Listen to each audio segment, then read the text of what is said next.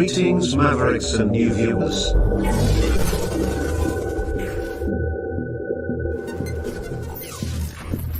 Tonight, direct and live from the Maverick News Network World Studios.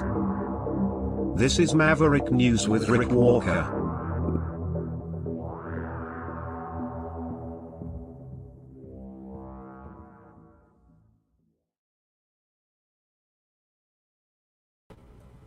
Good evening, everyone. I'm Rick Walker. Welcome back. This is the Maverick News Channel. Good to have everybody here. We'll have a couple of special people joining us a little later on the program.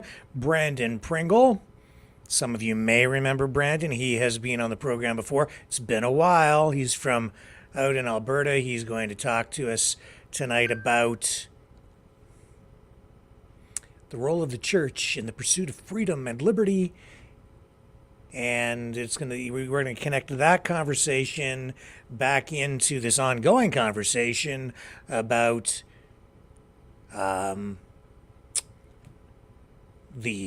sex ed programs in our schools. Out in Alberta, in New Brunswick, rather, in Canada, we've just seen the premier there announce that an organization that has been teaching at least one portion of a sex ed program is going to be banned because of the explicit nature of the material they were presenting. Also joining us for that conversation, a super excellent, great friend of mine, Liz Valley, will be by as well later in the program. So stick with us for that. It's going to be, I think, a useful and valuable conversation. We're going to tie all that in as well to plans that have been announced for a nationwide student walkout because of a related issue, the flying of pride flags in front of some schools in Canada. And all of this is going to tie back in to the United States and what's going on down there with efforts to push back against woke ideology, especially sexual education programs. So we'll get into all of that. That's going to be, as I say, a pretty in-depth conversation. Also tonight, $3 million worth of stolen classic cars recovered. We have the head honchos from three major auto companies, Mazda, Toyota, and Subaru, coming together to breathe new life into internal combustion engines, using new fuels to make them more palatable and compatible with the electrified auto industry heading into the next decade. We'll show you what that's all about. They've got a special three-way partnership going on in order to expand and improve upon internal combustion engine technology.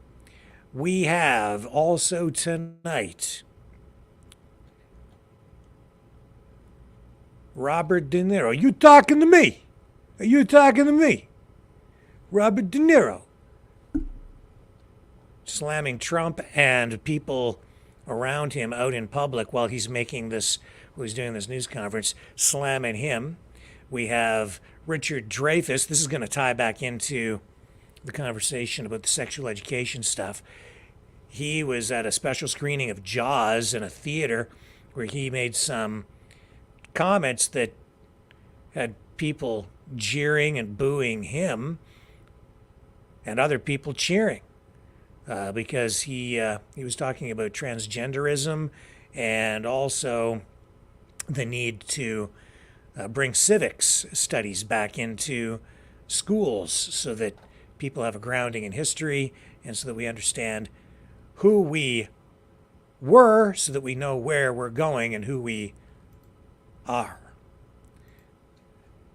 Very controversial what he is dealing with. And what else do we have for you?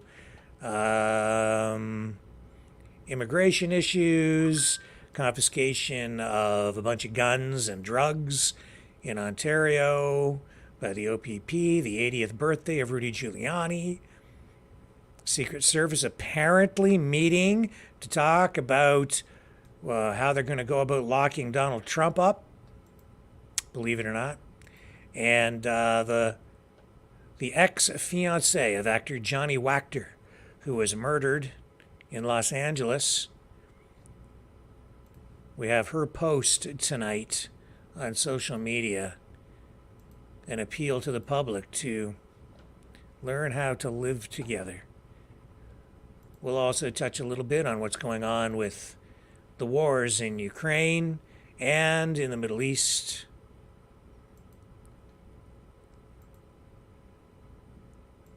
And we have an F-35 also that I'm seeing information on here as we speak.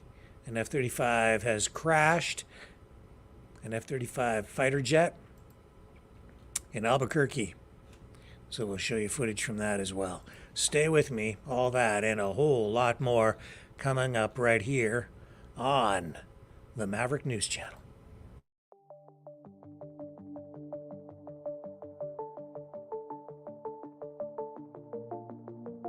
Greetings, brave Mavericks. Our quest for truth continues. We go beyond fake news. Together we expose propaganda. Together we pull others out of rabbit holes. We are maverick thinkers. We are all unique individuals.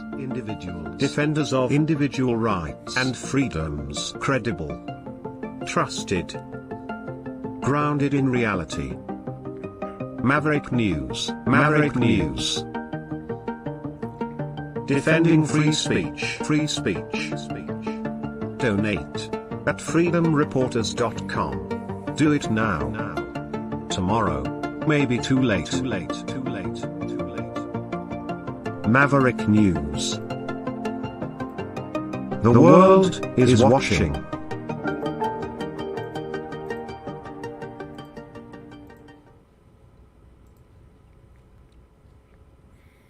First up tonight, an F-35 has gone down near Albuquerque Airport.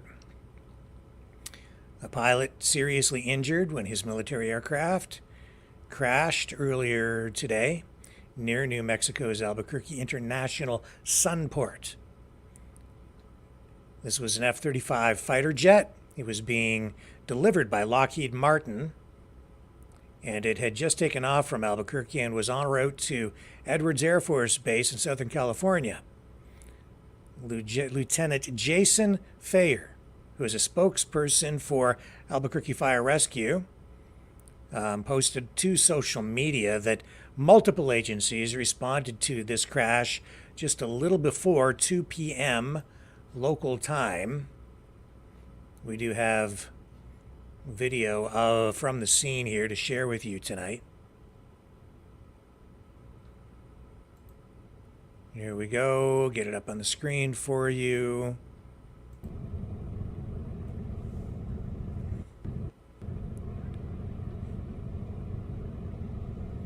People wondering what would cause this.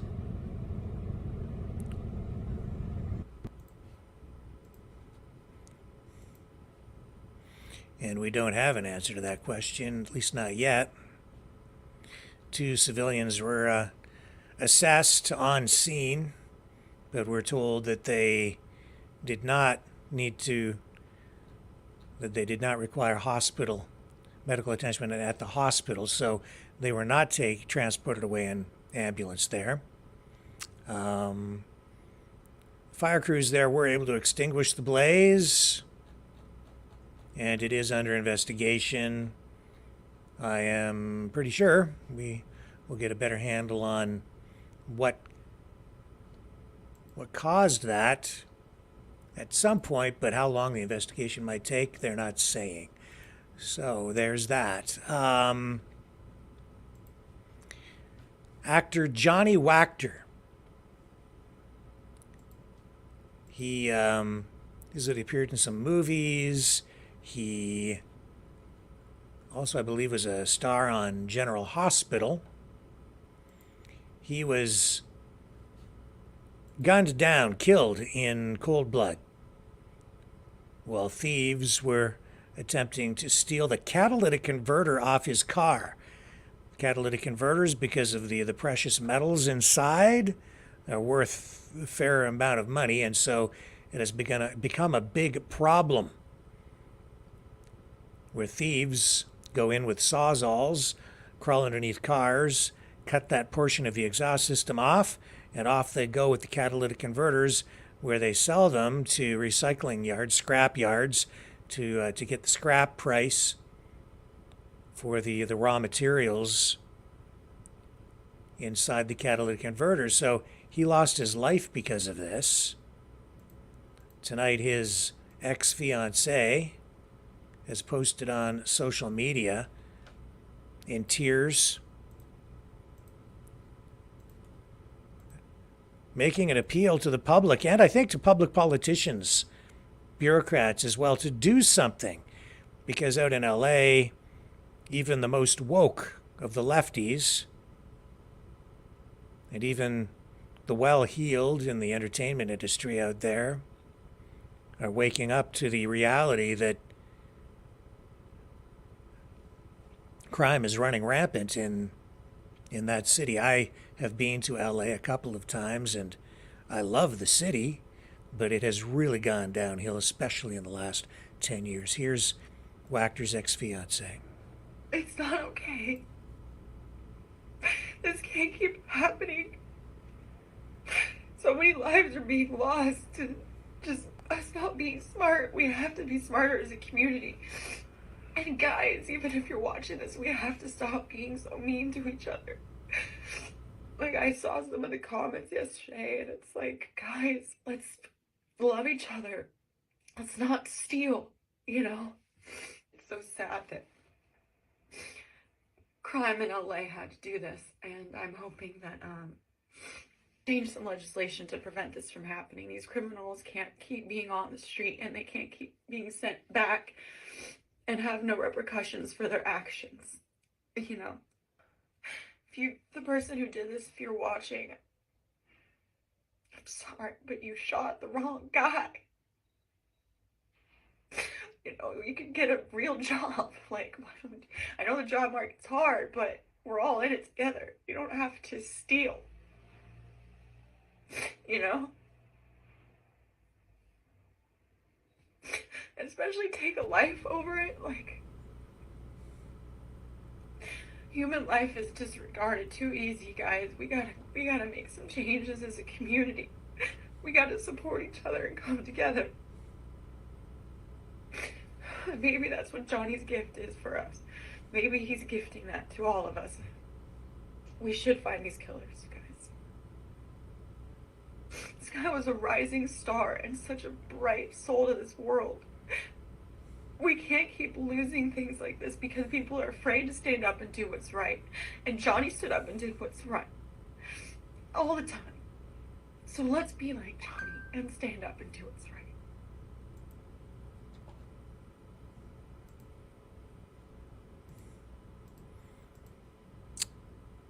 Wow. Yeah, he was best known for his role as Brando Corbin in General Hospital. 37 years old. He was shot Saturday morning during an attempted catalytic converter theft. This happened in the downtown area. That information coming from Los Angeles police. Officers there responded to a call about an assault with a deadly weapon and shooting sent to the 1200 block of Hope Street in Los Angeles around 3:25 a.m. When they arrived, they discovered the victim, Wachter, who was transported to local hospital. He was pronounced dead on arrival.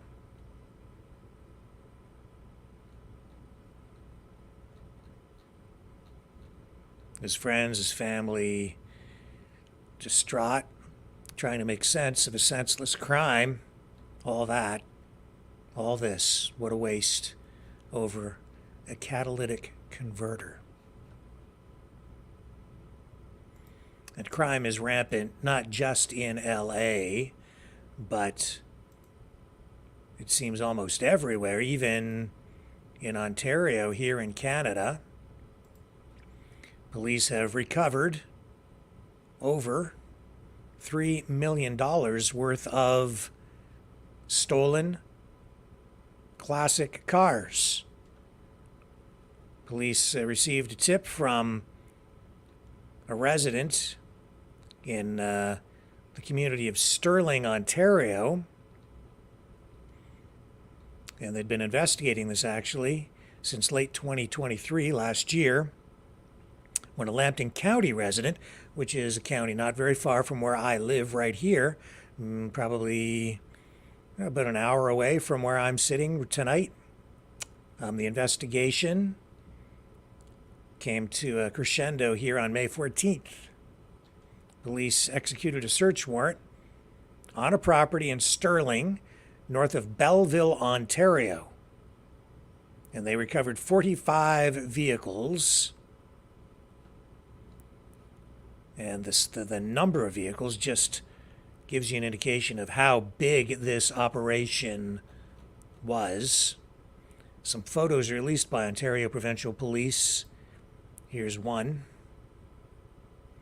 And you can see you've got Corvettes there, Ford Roadster, 1, 2, 3 vintage Corvettes, a variety of other cars as well. There you have some of them pulled back out there outside this storage unit, this outbuilding on this property in Sterling.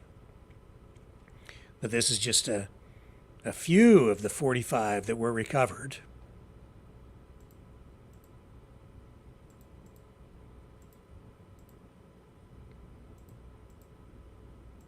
And so you can see this is not like a huge problem.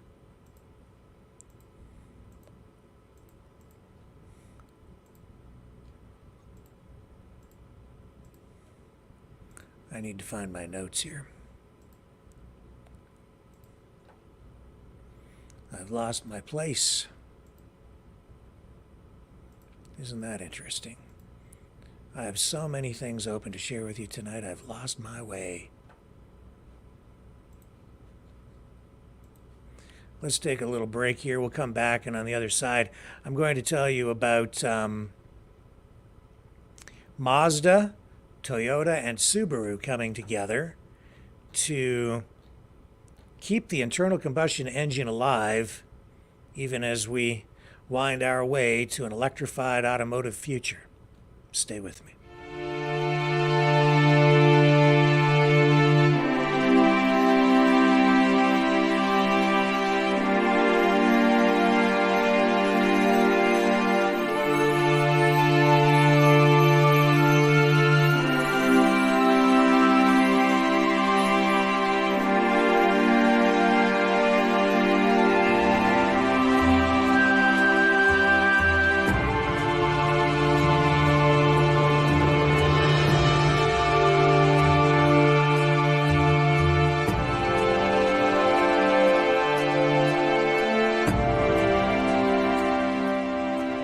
Maverick News.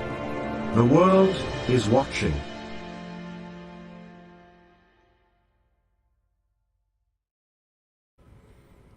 So yes, police say those classic cars will be returned to their owners.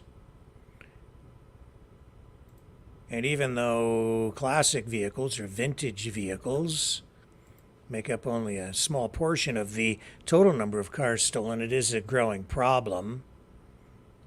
And it comes as Canada deals with a much broader spike in the number of auto thefts across the country. 90,000 vehicles now stolen every year in Canada.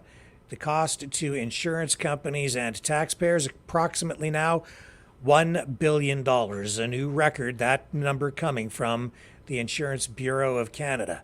Canada has become a hotspot for auto theft. Police say that is largely because of Canada's ample supply of high-end SUVs. So what you have is organized crime groups snagging these things, sometimes enlisting the aid of very young people to do the dirty work. And what they do is they then ship them usually overseas for resale in the Middle East, Africa, Asia, and often they're chopped up and sold for parts. Sometimes when shipped overseas, just sold as complete vehicles. In Montreal, earlier this year, police there seized 598 vehicles, which had been stolen from across both Quebec and Ontario. They found them in shipping containers. And that has become something of a almost routine in the country here now. Canada's vehicle registration database has now been integrated with Interpol's, and this has led to the recovery of more than 1,500 stolen vehicles worldwide since this past February. And the funds, according to police and government officials, which are realized from the sale of these stolen vehicles, helps fund various criminal activities, everything they say from drug trafficking to terrorism. And police say that the recovery of these vehicles in Sterling, Ontario, does appear to have a link to organized crime. So we'll continue to follow that when we learn more about potential names being released. When we find out who has been charged, we will let you know. Onward and upward now into other automotive news, where we see Toyota, Subaru, and Mazda coming together to breathe more life into the internal combustion engine. They are engaging in not so much a joint venture, but friendly competition and collaborating, I guess, to develop new technologies using alternative carbon neutral fuels, synthetic fuels. It also includes biofuels and liquid hydrogen. At a joint news conference, company representatives, executives explained what their strategy is. Here's the head of Toyota explaining why they're doing this and how they're committed to decarbonization of internal combustion engines. We're being told that these companies believe that there is still a future for internal combustion engines, even as the auto industry becomes electrified. And what they're doing is they're taking their signature engines, they're sort of the engines that are the most advanced in terms of technology for each of the three companies, and they are going to modify them, improve them, and then find ways to integrate them into the architecture of electric vehicles, making them work in a way that's compatible with electric motors, so they kind of run in tandem. So I guess you'll end up with more of a hybrid vehicle instead of a fully electric vehicle, but this will extend the usefulness, the life, and maybe, even ensure the survival long term of internal combustion engines as part of the automotive experience and reality as we move into the future. We also believe that widespread adoption of carbon-neutral fuels require increasing their use. As announced yesterday, we will work with Idemitsu Kosan, ENEOS, and Mitsubishi Heavy Industries to consider establishing a carbon-neutral fuel supply chain as part of this effort. The inline four-cylinder engine has been refined over its long history. The simple structure and highly flexible installation requirements have enabled it to support a diverse product lineup from family cars to sports cars. We'd like to thoroughly refine the characteristics of Toyota's new inline four-cylinder engines and develop them into powertrains that can create diverse cars in the age of carbon neutrality. I believe that the key to creating the future is to pursue co-creation and competition.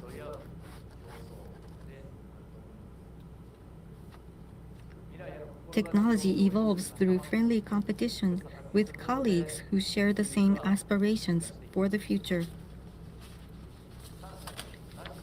Leveraging each uniqueness, we will pursue the possibilities of engines in a multi-pathway approach to achieve carbon neutrality. And next, I would like Mr. Osaki of Subaru to share his passion through about his endeavor, please. You know, I've said for a long time that as far as I'm concerned, if you want an alternative energy, hydrogen is the way to go. Mr. Sato, thank you very much. Hello, everyone. I am Osaki. It gives me a great pleasure to be part of this event today with our like-minded peers at Toyota and Mazda, Mr. Sato and Mr. Mura. And I am also very excited to share with you my thoughts about the future of engines. At the Subaru, our vision is delivering happiness to all. While the company was originally created to make customers happy, our mission is to bring happiness to all people, from our suppliers, employees, shareholders, and other stakeholders to local communities in Japan, America, and every other country where we operate, as well as our children, grandchildren, and the future generations.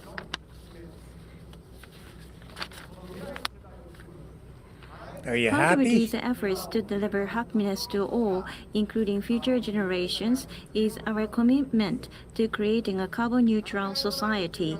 To ensure that we preserve the Earth's precious environment for future generations, along with the rest of the auto industry, we must make steady, realistic progress towards a carbon neutrality across the entire cycle of our vehicles in accordance with the actual conditions of individual countries.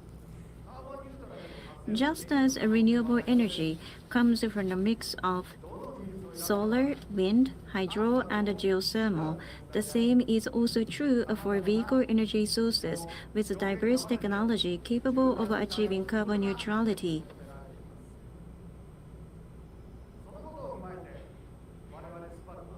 Technology we choose are merely means to an end, and we must flexibly accommodate various circumstances and requirements. And in this context, at Subaru, we are navigating this period of great transformation by focusing on flexibility and expandability.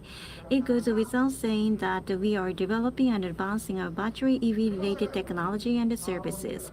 Yet, ultimately, it is up to customers to decide what kind of a car is best for them. As we work to make our automotive future carbon neutral, we recognize the need for flexibility and diversity, offering customers and society choices that embody the Subaru difference. At Subaru, internal combustion engines mean horizontally opposed engines. The company's pioneers regarded the longitudinally mounted horizontally opposed engine as the logical and ideal source of power for automobiles. This has developed into Subaru's unique symmetrical AWD system with a superior packaging that takes advantage of a symmetrical powertrain layout and the features of horizontally opposed engines. Lightweight, compact, low center of gravity, reduced vibration, and safety in collisions. We have continued to refine this technology over many years. So those are like boxer engines. They're not like V-shaped, and they lay this way, and the pistons go sort of like, well, I'm doing it. I'm not getting the rhythm right, but you got the idea. And so, yeah, you get less vibration. The internal combustion engine today really has reached, the top of its game. And let's get the Mazda perspective on this now. I'll bring this up. So you've had Toyota, Subaru, and here's what the team over at Mazda is saying about this.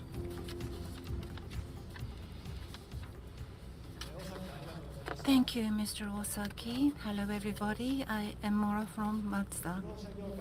At the dawn of the auto industry's transformation into a mobility society, we believe in pursuing a multi-pathway approach to ensure a responsible transition towards true sustainability. They'll be refining their rotary engine. We fully endorse the idea that internal combustion engines will play a key role in the age of electrification. At the G7 Hiroshima summit, we also conveyed the message that carbon neutrality should be pursued through a variety of options. To realize this goal, we will continue to provide exciting vehicles for our customers by working together with like-minded partners in friendly competition and cooperation.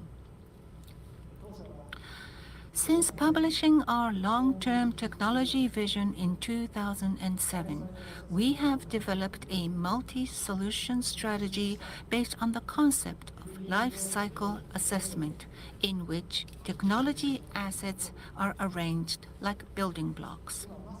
Right now, we are focused on lowering total CO2 emissions by combining internal combustion engines with electrified devices, as well as pursuing initiatives such as carbon-neutral fuels that target both new and existing vehicles. We believe it is crucial that we engage more customers in protecting the global environment by offering diverse solutions tailored to their needs, wants, and lifestyles.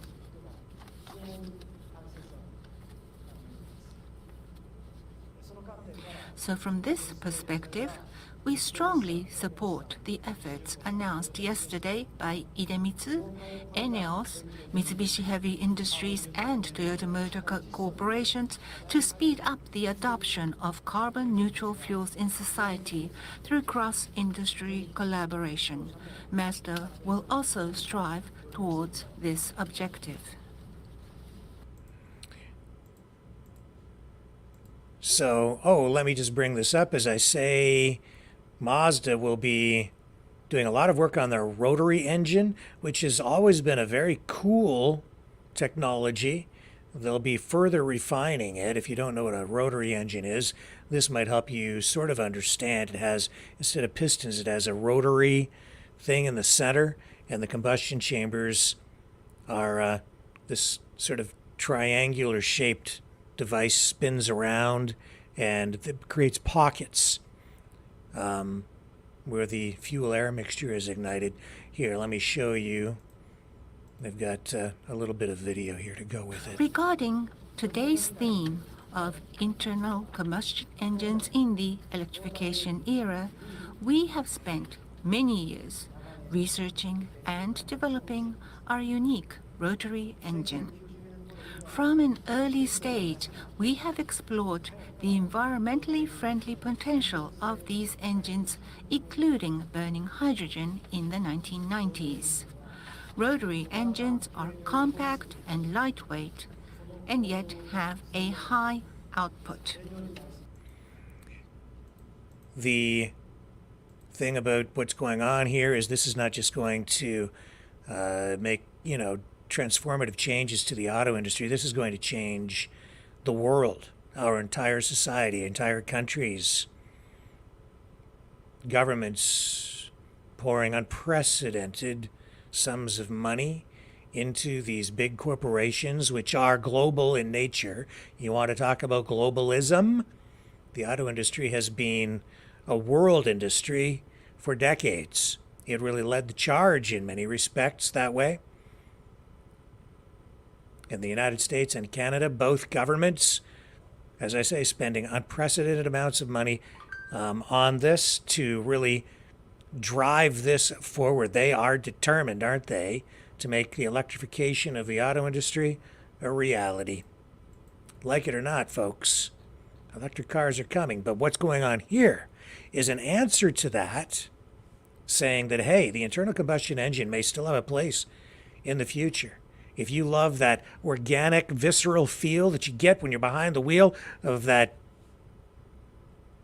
engine, the roar of the engine, the vibration, the little bit of vibration, the feedback that you get, there's something organic about that.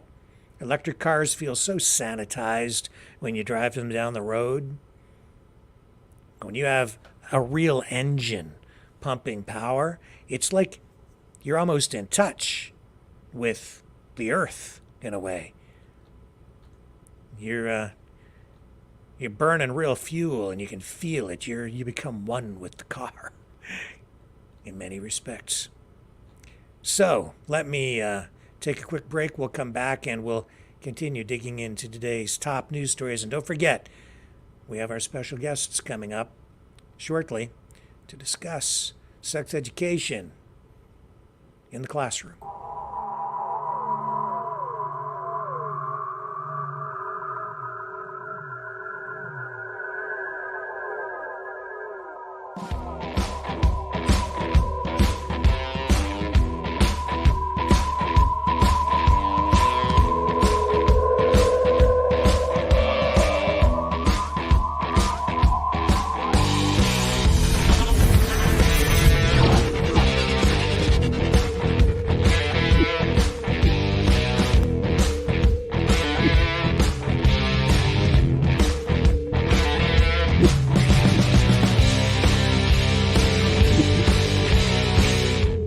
Maverick News. The world is watching.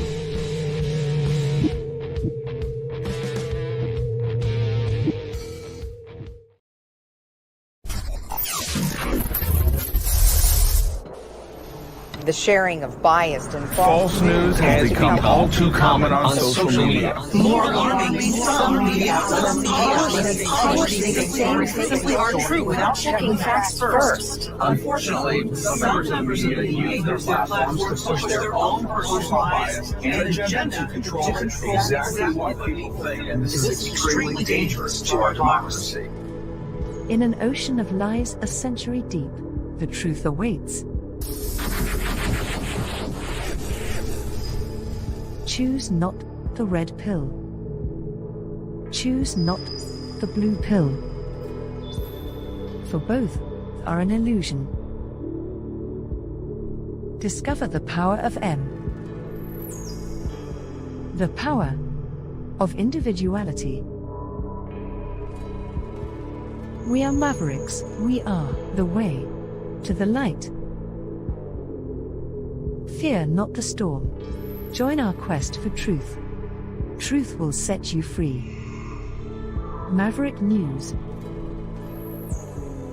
The world is watching.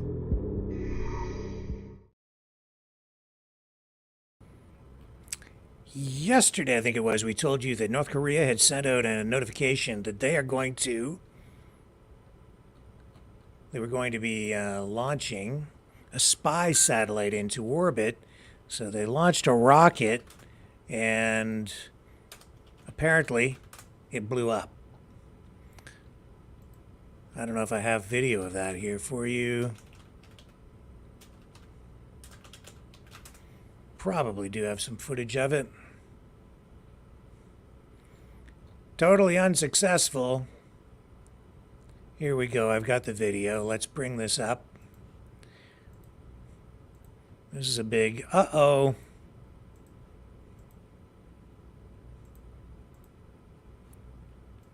This is the attempted militarization of space.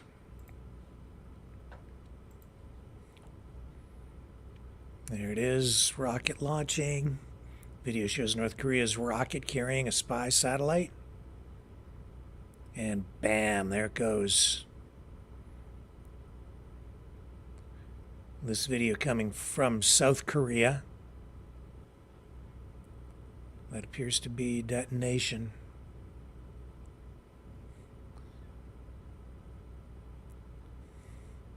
Japan put out a warning to its citizens telling them to take cover. And then after this, that warning was canceled.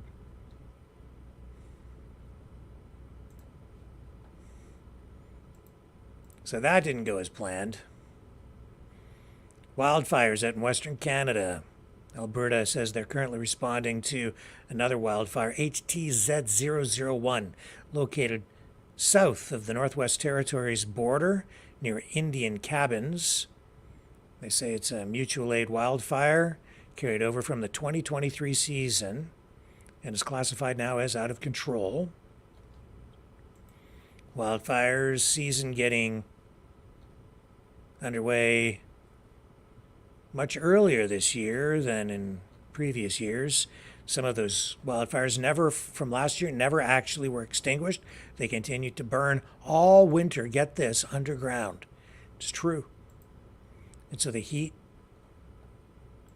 still there, the actual fire burning underground all winter.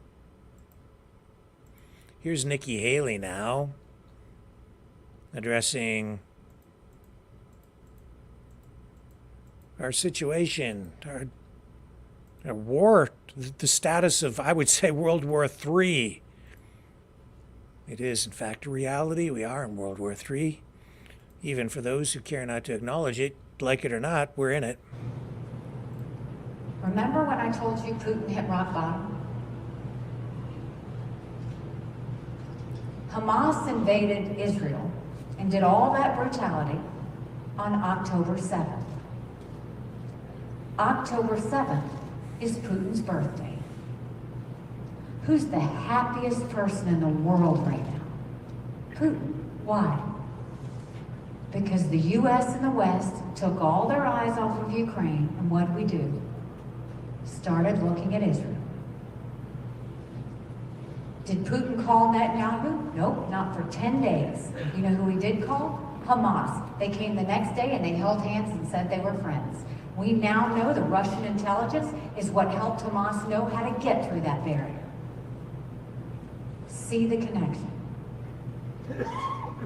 If we supported Ukraine and supported Israel, that's only 5% of our defense budget. That's actually an old clip, but it gives you some perspective so you understand where she's coming from and people on that side. And while that's going on, our eyes do turn again to what's going on in Ukraine, where Russia is apparently worried, saying that NATO is training for a nuclear strike on Russian territory. Here's a headline out of from the Russian news outlet Sputnik. As you can see, this coming on the tail end of Russian exercises using or preparing for a possible war with tactical nukes, which are limited in size but nuclear nonetheless. When I say limited in size, only small by today's standards. By World War II standards, about the same size. It says here, NATO is practicing nuclear strikes on Russian territory near the Russian border. Head of the border service of the Russian Federal Security Service, Vladimir Kuleshov, told Sputnik in an interview.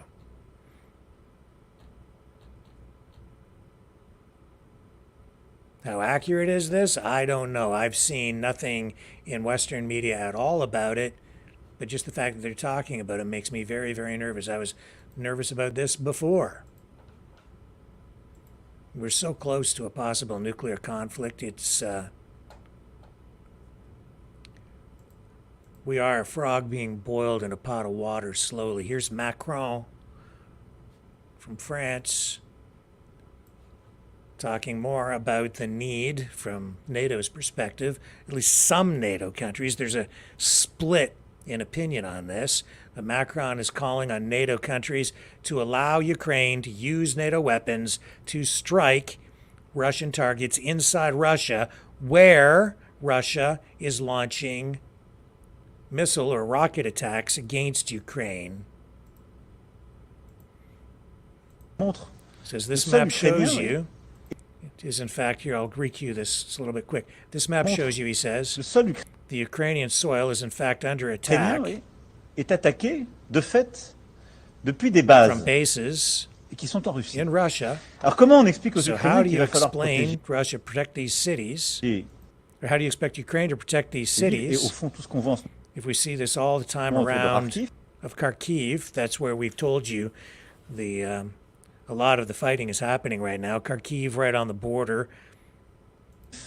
si on leur dit vous n'avez If we tell pas them le droit you are not d'atteindre le point allowed d'où to reach sont tirés bases from les where missiles. the missiles are fired, En fait, in fact, we on tell leur dit, them on vous livre des armes mais vous ne pouvez pas we vous deliver weapons, defend yourselves. Donc nous on reste So exactement dans le même cadre. we stay exactly within the same On framework. pense que We think we owe it on to doit leur them permettre to de neutralize neutraliser les sites military sites from militaires d'où which sont the missiles are tirés fired, les missiles et au fond les sites and military militaires sites depuis lesquels from which l'Ukraine est agressée. Ukraine is attacked. Mais on ne doit pas permettre But we de must toucher d'autres not cibles en allow Russie. Ukraine to hit other targets in Russia, Et of course, évidemment des capacités civilian targets civiles ou or d'autres other cibles militaires. military targets. Montre So still restrictions, but he wants to give them the ability to hit sites where missiles are being launched from to take those things out. We do know that Ukraine has been using drones to attack some targets inside Russia, but it's our understanding, or at least we're told, that those drones were not supplied by the United States or other countries that restrict the use of those weapons to just inside Ukraine proper. So we'll see what happens with that. There is a division in opinion on that from NATO. Here's Admiral Kirby at today's White House news conference addressing the situation in Rafah, answering questions, pretty tough ones here. And he's saying, let's wait and see what happens with the investigation into the most recent attack by Israel in Rafah, where somewhere around 45 civilians, Palestinians, were killed. What is the administration going to do, whether it was a tragic mistake or deliberate? Well, let's see what the investigation says. So you're going to wait for the Israelis to investigate Let's themselves? see what the investigation comes up with. If we had done this, I think we would want the benefit of having the opportunity to investigate it and to figure out what happened. But it's not the same thing. We're giving them billions of dollars in weapons. We're giving them the kinds of capabilities they need to defend themselves. Maybe some people have forgotten what happened on the 7th of October, but we haven't. 1,200 Israelis, innocent Israelis, slaughtered, mutilated, raped, tortured. And they're living right next to that kind of threat. Still a viable threat in Rafah, by the way. If you think Hamas is just gone, they're not gone from Rafah or from Gaza. And if you think they've abandoned their genocidal intent towards the nation of Israel, think again, they haven't. So Israel has every right to not want to live next to that kind of threat. And yes, we're going to continue to provide them the capabilities to go after it. Well, I've said I see possible war crimes on both sides. It is true that what you're dealing with here is actually war. And so in that regard, it isn't a question of proportionality. It's about winning the war. It was an active war. It was actually a terrorist attack where Hamas went in and targeted civilians, and Israel is responding because you now have a full declaration of war. Also, you still have hostages being held, among them at least 5 Americans.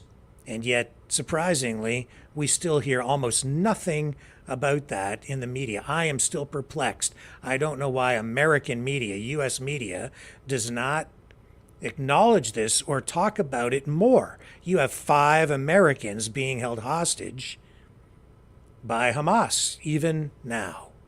That alone gives the United States justification for even launching or declaring or issuing arrest warrants for Hamas leaders, taking real legal action against it, and these assertions from the International Criminal Court and the International Court of Justice calling for the arrests of not just Netanyahu, but also the leaders of Hamas. I don't know, it's a complicated thing, and yet so simple, because in reality, international law is really toothless. There's no sovereign entity that oversees international law. International law is more political than it is legal or even lawful. So this is why these courts, such as they are, have no real enforcement mechanism. The only authority they have comes from the countries that sign on to them, sign on to their declarations willingly, voluntarily, and from the people who push forward the authority because they believe in it. But the United States, Russia, they're not really, well, Russia is not a full signatory. The United States is not a signatory. Israel, also not bound by these international courts. So they're inclined to just walk away from this, and that's why the assault in Rafah continues. Now, I said yesterday that what Netanyahu is doing here is stupid because they're losing in the court of public opinion. It is really not wise strategically to continue with this operation in the way that they're going at it. They've been live streaming for weeks from Rafah, just waiting for Israel to come in and attack. Why? Because it's an information war, even more than a kinetic war. As soon as Israel attacks, you get the videos that get pumped out, the live stream gets pumped out. Israel looks like the big bad bully. And they broadcast every graphic detail worldwide instantly, and it just destroys Israel's reputation. It's not wise. They need, just for strategic reasons alone, they need to back off. Netanyahu still has not learned the lesson. They haven't figured this out. Hamas, Iran, Russia, China, I would say all these countries, they've figured out the value of information warfare, and they have refined it. If you think it's the CIA doing all this stuff, think again, man. It's the other way around. I'd say these videos being pumped out by Hamas are highly sophisticated. They know what they're doing. And that is why there is so much public support for Palestine and so much backlash against Israel. Wow. Okay, what else do we have for you here? We're going to bring our guest in just a moment, but I just want to make sure we cover off the top stories of the day. Let's get into this thing with Robert De Niro, shall we? Are you talking to me? Are you talking to me? Here he is. He held a little news conference there in the Big Apple, New York,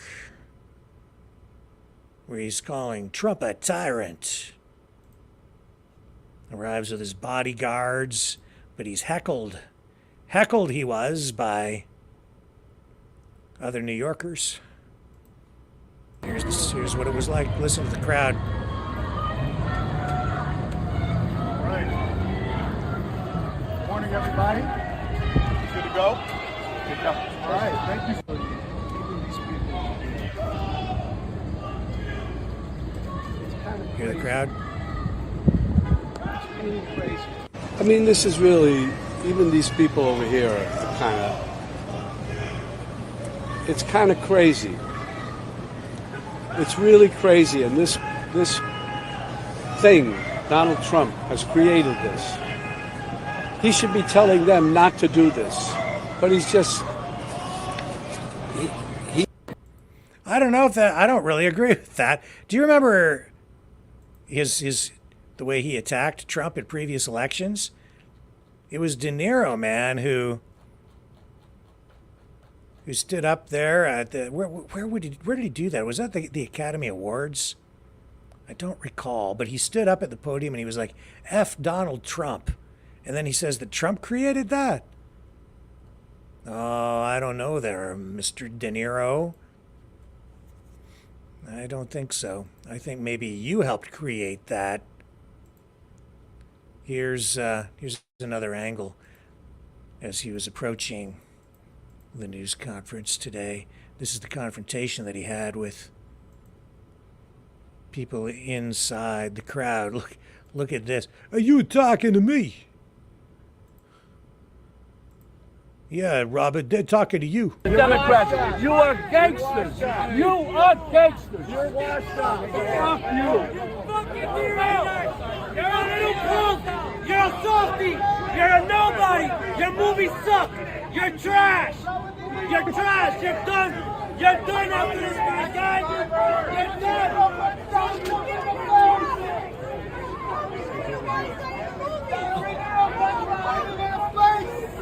Don't start lying on us.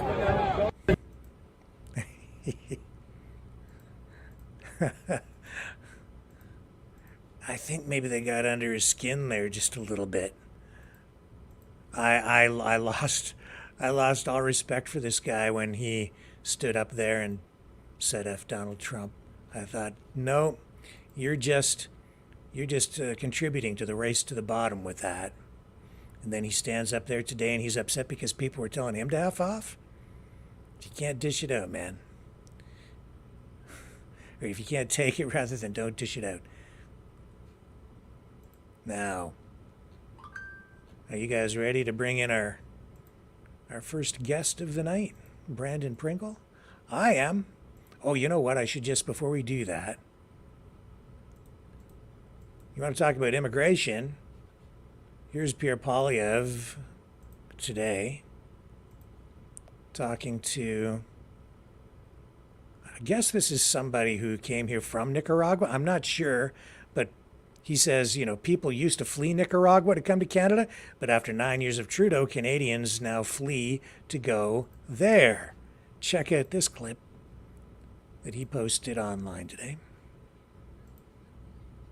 Oh, hang on. Raquel, you and your family made a decision. Everyone meet Raquel. You'll never believe what she's done. Raquel, you and your family made a decision after you had your newborn. Daughter, yeah, she's 3 now. She's 3 now? Yeah. And what was the decision you made? We were trying to find a larger house that was affordable, and it was not in Canada, and so we decided to move to Nicaragua. You moved to Nicaragua. Yeah. Where were you living in Canada before? Well, we lived here for 5 months Cape while we were Breton. fishing in Cape Breton, and then 7 months was in my hometown in Squamish. This is nuts.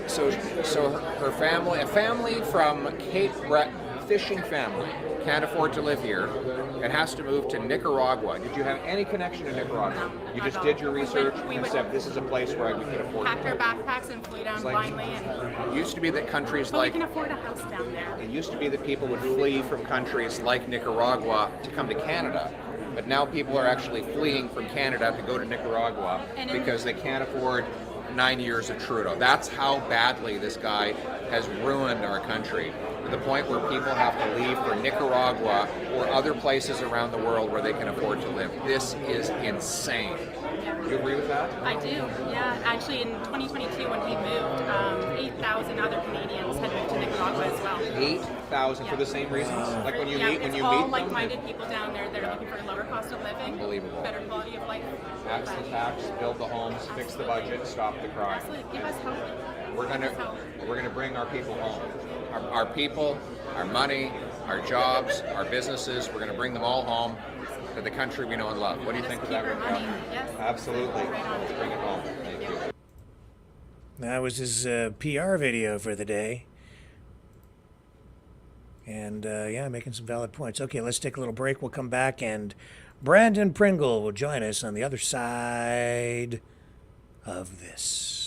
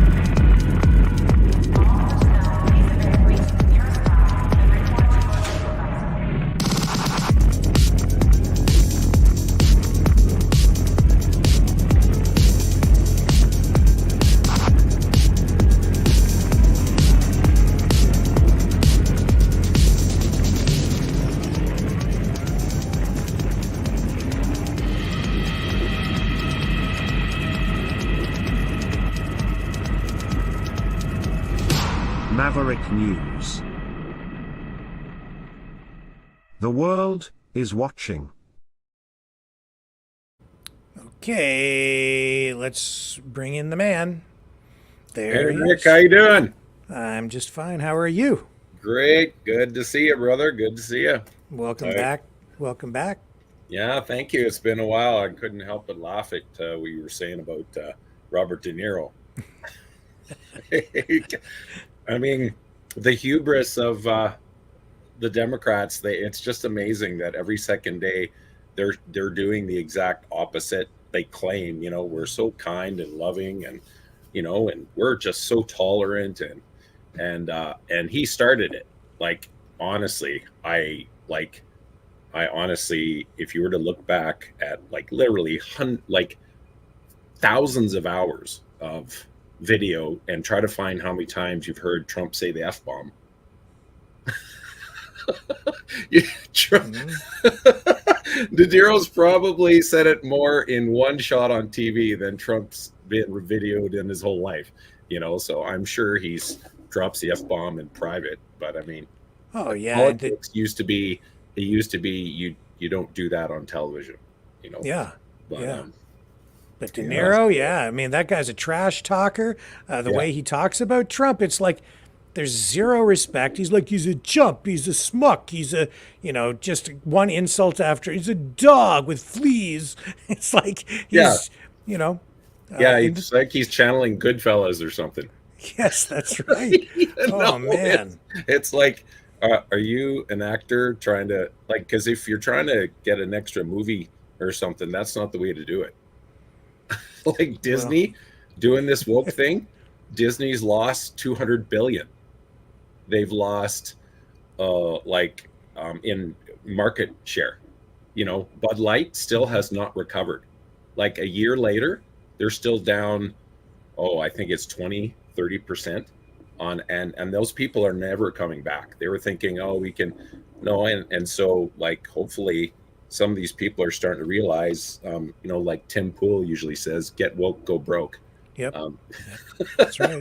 And we need to that's people that are like-minded like us have to be more assertive about how we spend our money. Speaking of which, there are some products I will not buy anymore. I will not buy Gillette because they had that anti-male campaign, and I won't buy Nike because they've gone so totally woke. So two products. I used to buy Gillette products all the time. I will never buy a Gillette product again, ever, unless they do something to retract what they did. They were insulting us. Yes. And it's this whole toxic masculinity garbage. Yeah. Like you even just do a little bit of looking into it. You're finding that, all you got to do is watch TikTok a little bit for a day, and you will come across 4 or 5 videos of women saying, I'm so tired of these woke men. I want a man that opens my door. I want a man that pays for the meal.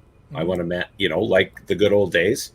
And, it's hilarious because you have some of these girls, they just lose their mind because they're on the subway and nobody will give them a seat.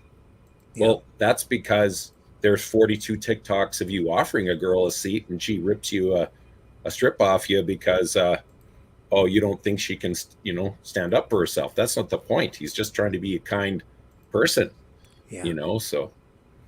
Speaking of which, tying into this, there's this story tonight about Richard Dreyfuss. Richard Dreyfuss, the actor, right? Oh, love him. Mr. Holland's Opus and Jaws.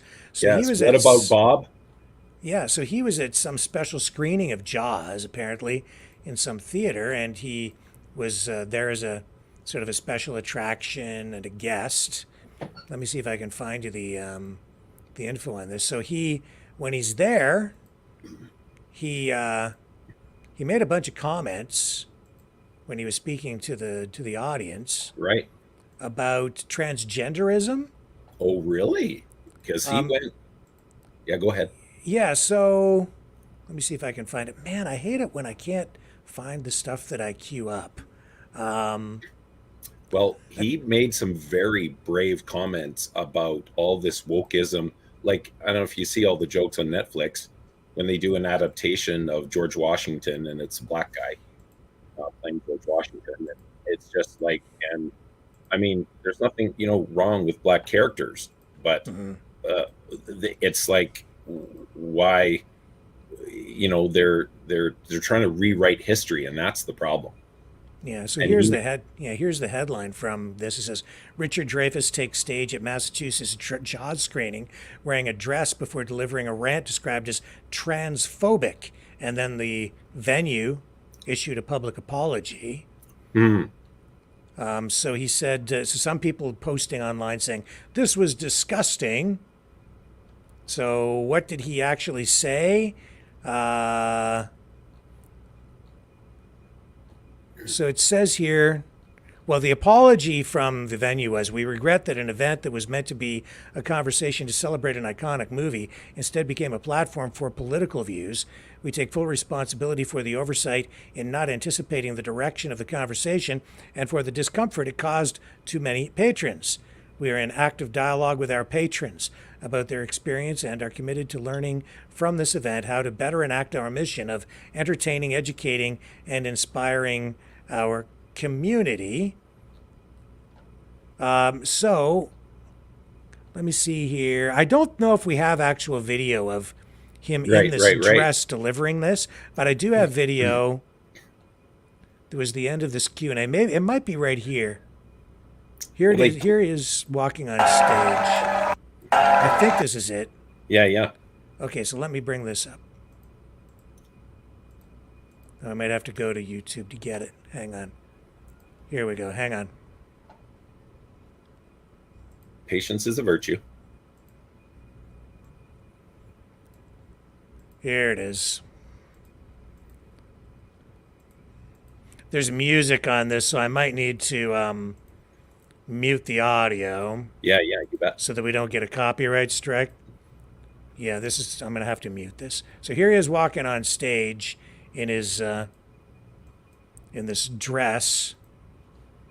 Do we have it up? There we go. So you have an actor acting. Oh, that's very controversial. I can see how very controversial that is. An actor doing acting.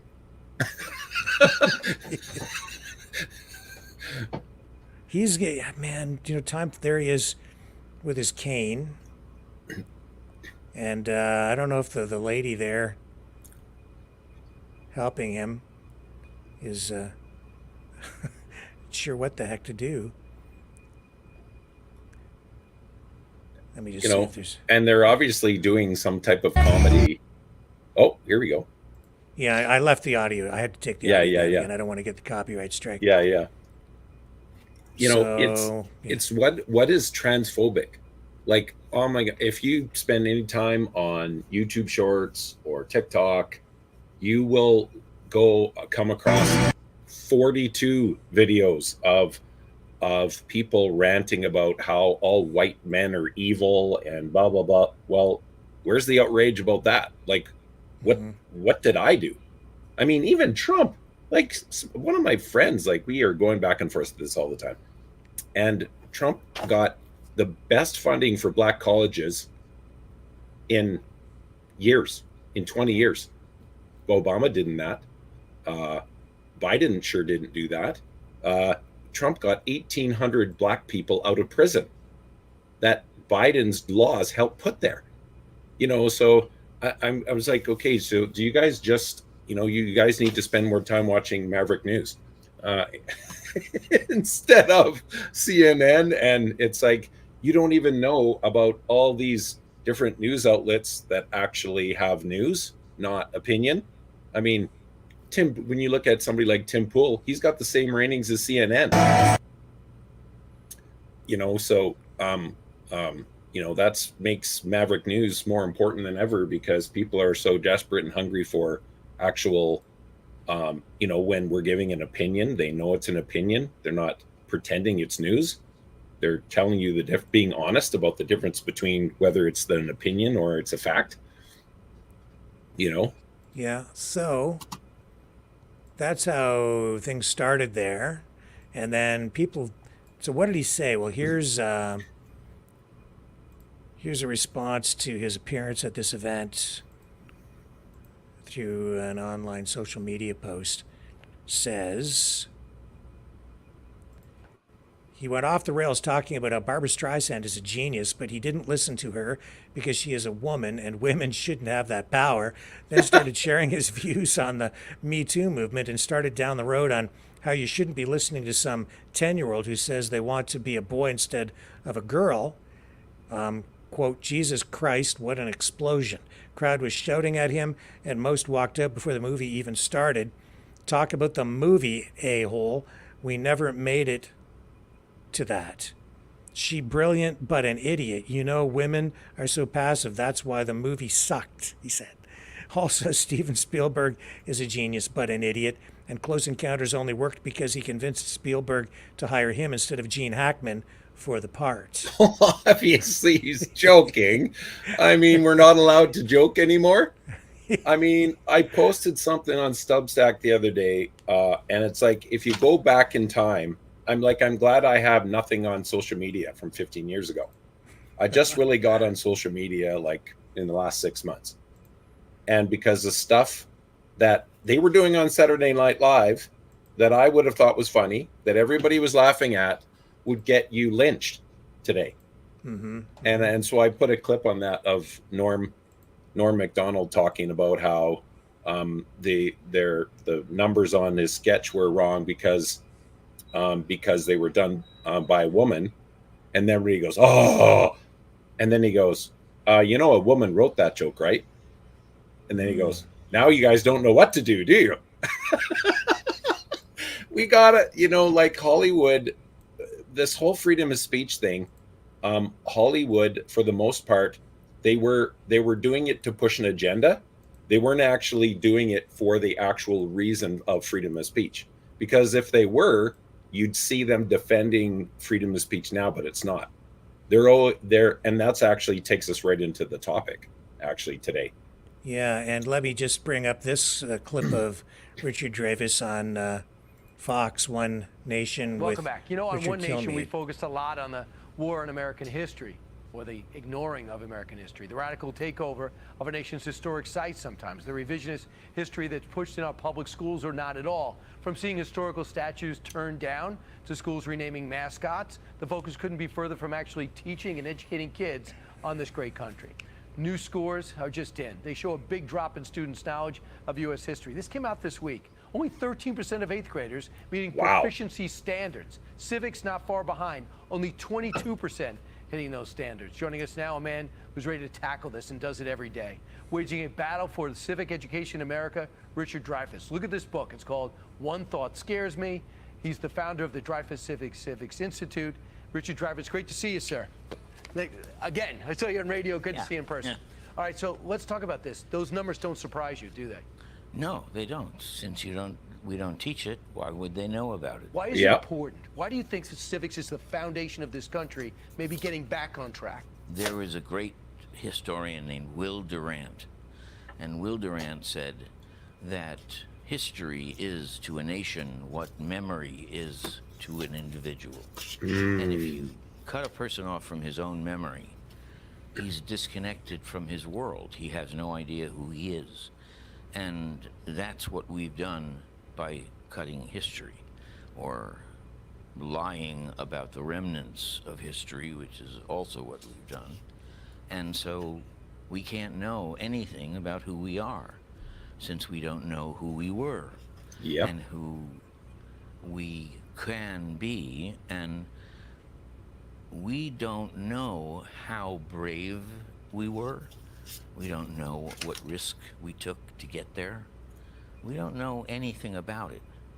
And so people start to think that history is only about 15 years old.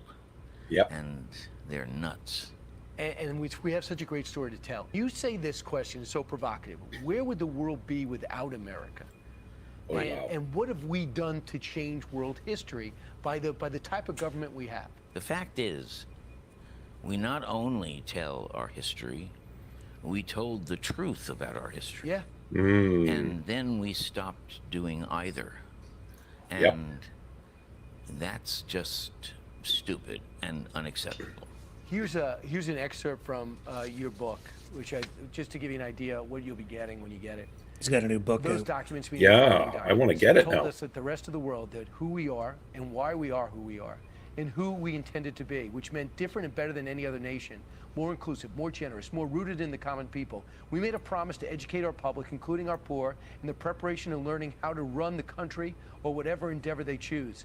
Then we stopped. Yeah. Why do you think we stopped? And what would be, and how can we get it back on track? Well, there's an element in human nature that says that what is the latest emotion is the only emotion.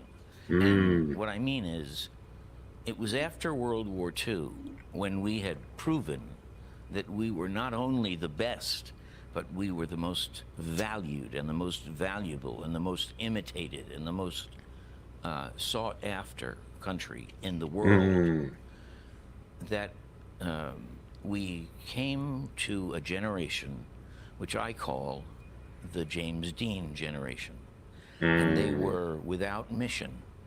They were without any Purpose. idea of how they could have helped their fathers in World War II, Right. or how they could have prevented their younger sons or brothers from taking acid like me.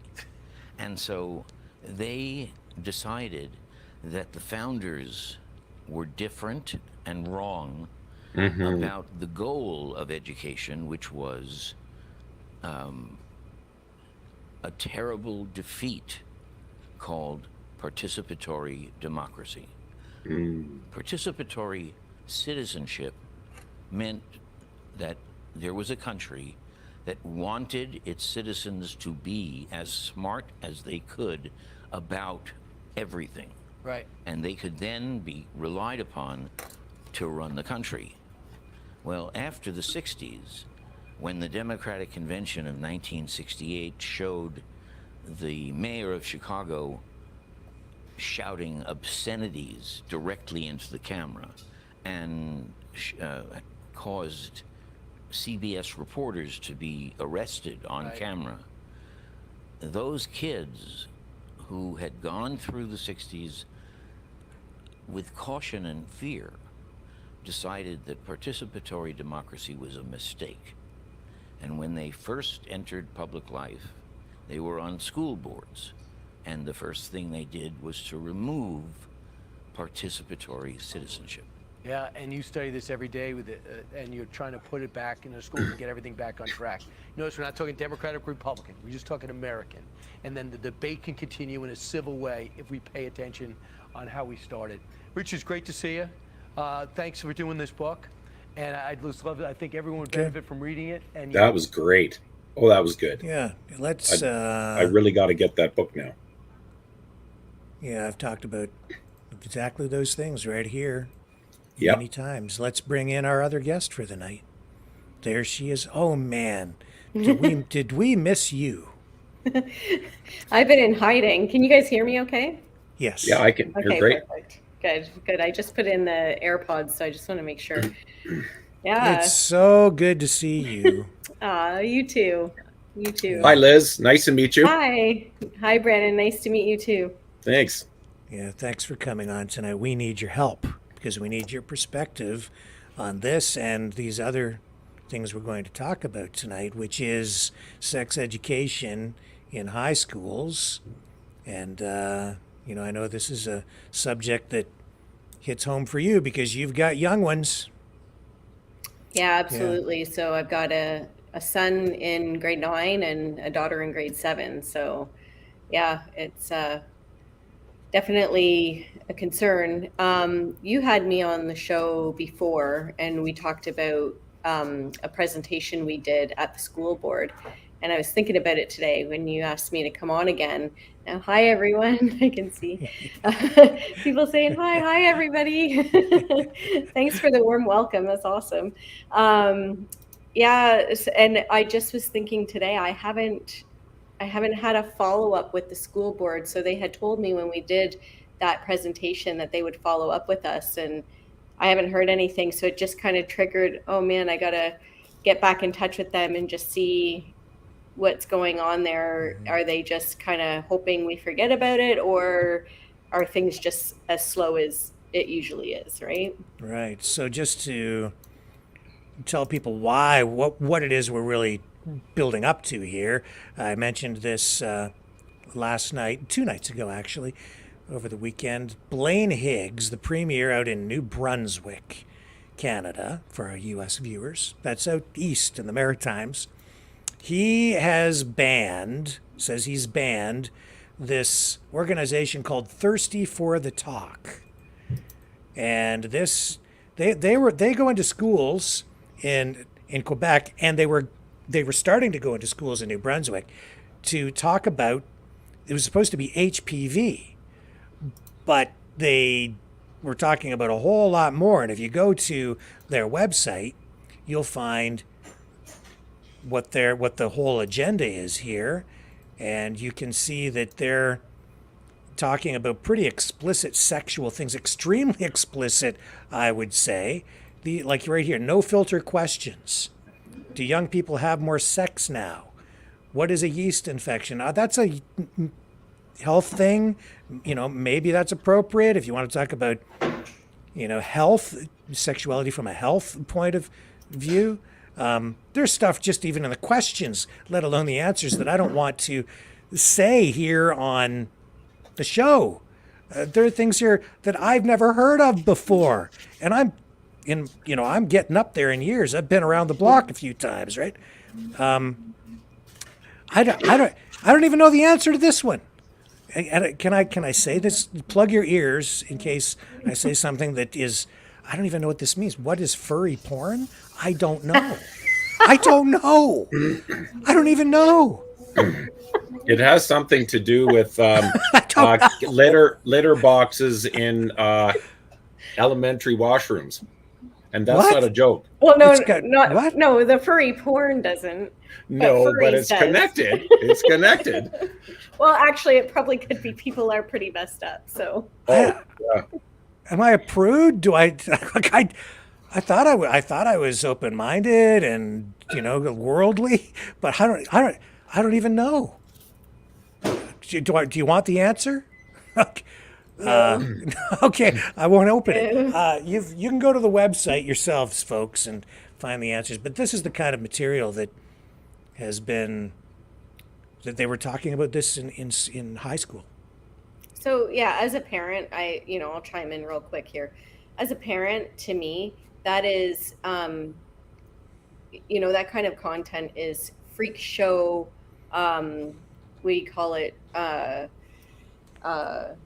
fetish type stuff, right? Like, why are they trying to have conversations with kids about that? Like, kids.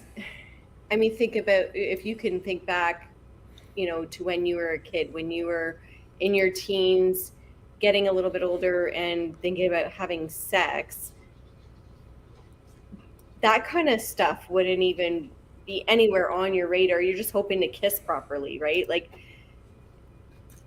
and I know there's a lot more information available to kids these days and that, but still, I mean, at the same time, there's a lot more communication that happens online with kids. So the physical stuff, I hear both. I hear kids are more advanced these days, but I also hear that kids aren't quite as advanced because of the, online conversations rather than being in person all the time, right? So I just don't think that that's something that innocence needs to be exposed to.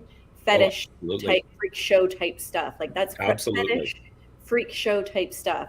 And I don't really care if I offend anybody by saying that. I'm sorry, but like a child or somebody who's looking at having sex for their first few times, they don't need to be exposed to that. We got to let innocence be innocent for longer, right? Like, it's just insanity to me that would even be, that kind of stuff is even on there.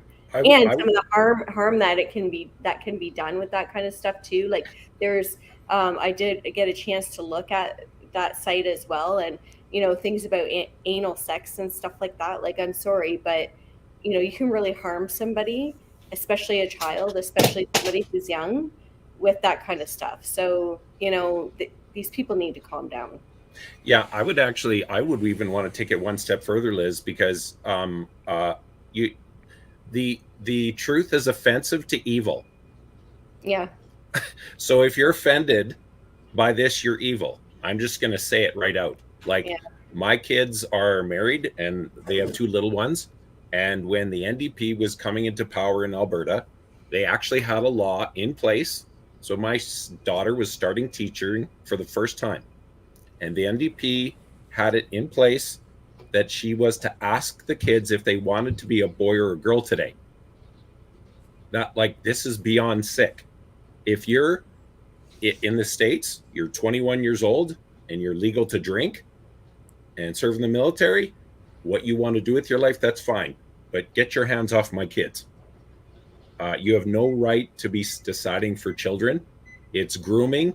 It's well known. I have the documenting right here. The U.S. government has been researching this for years and years and years. When my kids were in grade 10, and for sex education for grade 10, they had this person come in and they were telling my kids about the 4 types of sex. I'm like, excuse me? The 4 types of sex. As far as I know, there's 1, and that's how we get babies. And like, if you want to go outside of that, that's your personal opinion. You have no, and you can't change a boy. Like this book, everybody's got to get this book. Brick is like, okay, Brandon, you showed me this book last time. The Naked Communist. But everybody has got to read this book. Really briefly, in page 260, this book was written in 1963 by a FBI agent whose job was to go to all the different places of communism that were meeting in the States and report on what their goals were for America. And so we're talking about sex, and how's that related to communism? So this was their plans starting in 1963 and before. Get control of the schools, use them as transmission belts for socialism and communist propaganda, soften the curriculum, get control of teachers' associations, put the party line in textbooks. I'm not going to read all 45, I promise. I'm just going to read these next 4 because they're really critical. Eliminate all laws governing obscenity by calling them censorship and a violation of free speech and free press. Have they succeeded there? Yes. Break down cultural standards of morality by promoting pornography and obscenity in books, magazines, motion pictures, radio, and TV. Have they succeeded there? Absolutely. Present homosexuality, degeneracy, and promiscuity as normal, natural, and healthy. Infiltrate churches, replace revealed religion with social religion, discredit the Bible, and emphasize the need for intellectual maturity, which does not need a religious crutch. Eliminate prayer or any phase of religious expression in the schools on the ground that it violates the principle of separation of church and state. So there you have it. So this isn't accidental. We're here now because there's been a concerted plan for a very long time, and now we're just seeing the roots of it. We're seeing a lot of the fruit of it now. Aldous Huxley, Brave New World, we're living through it. Liz, what are your kids telling you when they come home from school, and what are you seeing? What's your family going through with all of this? Is it present in your schools? It's there. It's not as bad as some schools or even other school boards per se. I think we're lucky. Now, my son's in high school, so it's a little different, right? And we're just kind of getting, I guess, exposed to what happens in high school. But he's pretty good. He keeps to himself. And if there is something that's really out there and wrong, he'll speak up. He has no issue with that. But it hasn't been we've been lucky. It hasn't been shoved down their throats as much as other schools or school boards. Our elementary school that both my kids went to, my daughter's still at, they seem to be a little more common sense when it comes to this stuff. They try to keep as much of it at bay as they can. That being said, a child that is not mine came to me yesterday, because kids approach me. They know that I'm very opinionated and they know what I'm like. So kids will approach me and tell me things. And it wasn't a sexual education thing per se, but it was more diversity, equity, and inclusion presentation. And it did include the LGBTQ and things like that. But this child was pretty upset. This child was just saying how ridiculous all of this stuff is. They were told that there is no such thing as racism against white people, just things like that. And, this child was very upset with it, kind of fed up, just, telling me they're just sick and tired of all of this stuff being shoved down their throats. It's stupid, it's useless, and it just makes things worse, because the kids get frustrated, they're sick of hearing it, and then it just kind of makes more division within the school and within the kids themselves, right? Because then if there's someone who is, let's say, a furry, they're getting all of that special attention from the institution, and then if the other kids say anything towards it or against it or anything, along that line, they're the ones in trouble. When really, perhaps that kid that thinks they're a furry, thinks they're a cat, maybe that kid needs help. Well, there's no maybe about it. That kid needs help. Yeah. And, it just creates more animosity among the kids. That's what I'm seeing. I'm seeing it creates more division within the kids themselves, within the groups, within this group against that group, and things like that. And the kids are fed up. They're so sick and tired of hearing this stuff. They're tired of it. They don't want it anymore. Interesting. They're just done with it. I didn't even know what a furry was until maybe a couple of months ago. Here I am, and now furry. I know what that is. It's bizarre, and I guess some parents in some places will actually let their kids go to school dressed up like a dog or a squirrel or some furry character wearing a furry costume, and I don't know. It seems totally surreal, bizarre to me. Brandon, one of the reasons I know that you came on the program tonight was because you want to talk about the failure of the church with regard to this. Do you want to address that? Oh, absolutely. And it take everything that I'm going to say right now. I'm saying it to myself. I'm not just saying, hey, you church people, you've really screwed up. Okay. I'm saying this in partly in shame, actually. The church, with this whole craziness, because there's a lot of moral issues happening right now. The church has a responsibility to be the salt and light of the culture. The Marquis de Lafayette, who fought for America in the War of Independence against Britain, he was a wealthy Frenchman. Why would a wealthy Frenchman leave his cozy house in France to come to America and volunteer to fight for America? Because he knew what the tyranny of the government was. And America was trying to start without this. And he said, if America ever falls, it will fall by the hand of the clergy. And the clergy in Germany, prior to World War II, you could not marry, you could not be, because of Luther 500 years previously, the church was very ingrained in the government. And so you could not get married and you could not get buried without a pastor. That was the law. So there was no justice of the peace. There wasn't a way around this.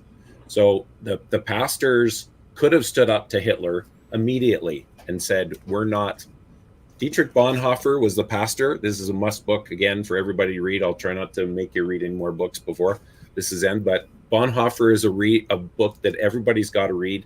And the reason why, it basically explains exactly what was happening in Germany prior to Hitler coming to total power. And it's basically word for word what's happened in Canada in the last 4 years. And so Winston Churchill said, the farther you look into the past, the farther you can see into the future. And back then, if the church would have said, we're not going to marry anybody and we're not going to bury anybody in the whole country, everybody would have been woke up right now. Okay, we got to say something. We got to do something. But the church was silent. They weren't the salt. They weren't the light. And the church defeated slavery. And most people don't know that Wilberforce was a major force within the government. But right beside him was the man that wrote the song Amazing Grace. And when you listen to the words of that song, you can see his heart and what happened to him when he repented of being a slaver and became a pastor. And so they worked together, and the slavery was defeated first in churches all across the nation. And then they started to put pressure on the government, and the government finally put boots to the ground to turn this around. And so the church is silent. The church has failed. The church, I mean, you have 600 little girls in this country that have their breasts cut off. And this should all make us sick. Liz, what's your view on this? I mean, you're dialed in politically. You're connected to churches in the community. What are you hearing? What are you seeing? What are you thinking? Well, the churches that I've been kind of connected with in the last little bit, they're more like-minded. So they preach the word of God.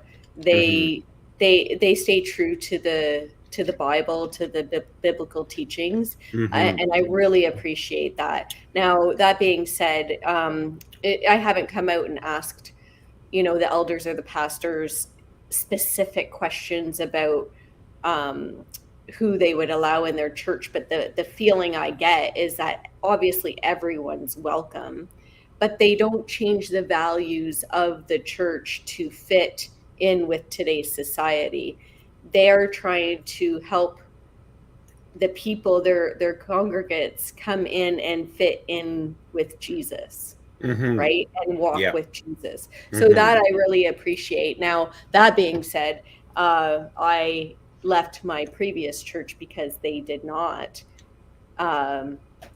teach that way. And I'm seeing other churches within this community, within my community, bend their teachings and their morals to fit in with today's society. So that I don't appreciate, because it's like you can invite everyone into your church. Jesus invited all sinners to his table, right?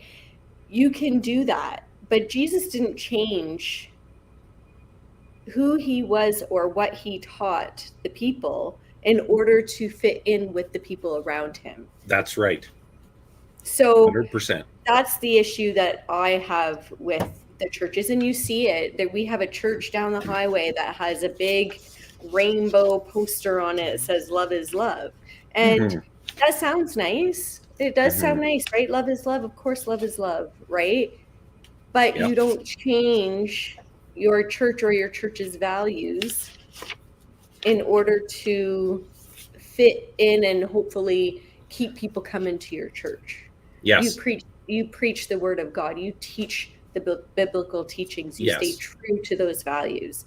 And it is very disappointing to see some of those churches. But I'll tell you, in this community, and I don't know what you see, Brandon, but in this community, the churches I've been to that seem to stick to the biblical teachings and stick to their values, those churches are getting, the congregation is getting bigger and bigger. The parking lots are filled up. It is. It is quite impressive. People are they're craving the truth. They're craving the community of people around them that will tell them the truth instead of continuing to lie to them. Yes. People are sick of the lies. Yeah.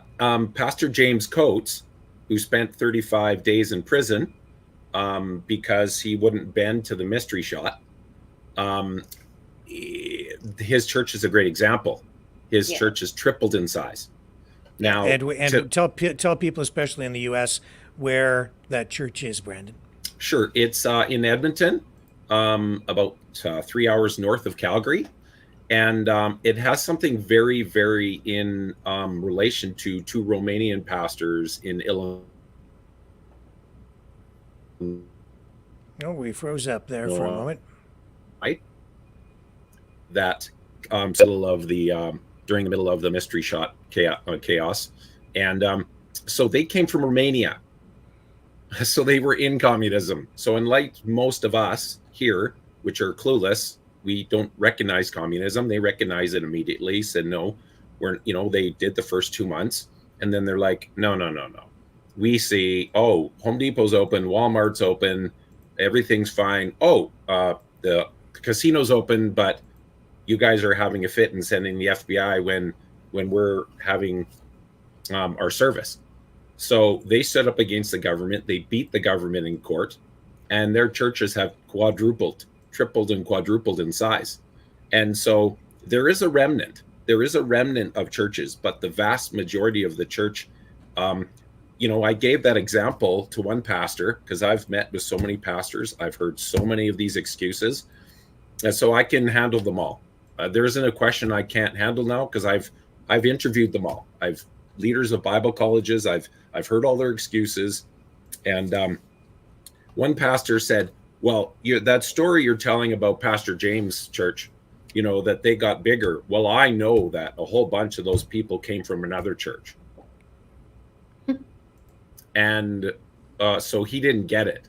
He's like, so he think it's bad that people, so the growth of this church was because people were leaving this church. Well, in Revelation, it talks about how many are going to fall away, and the lampstands of churches that do not stand for truth and righteousness will be removed.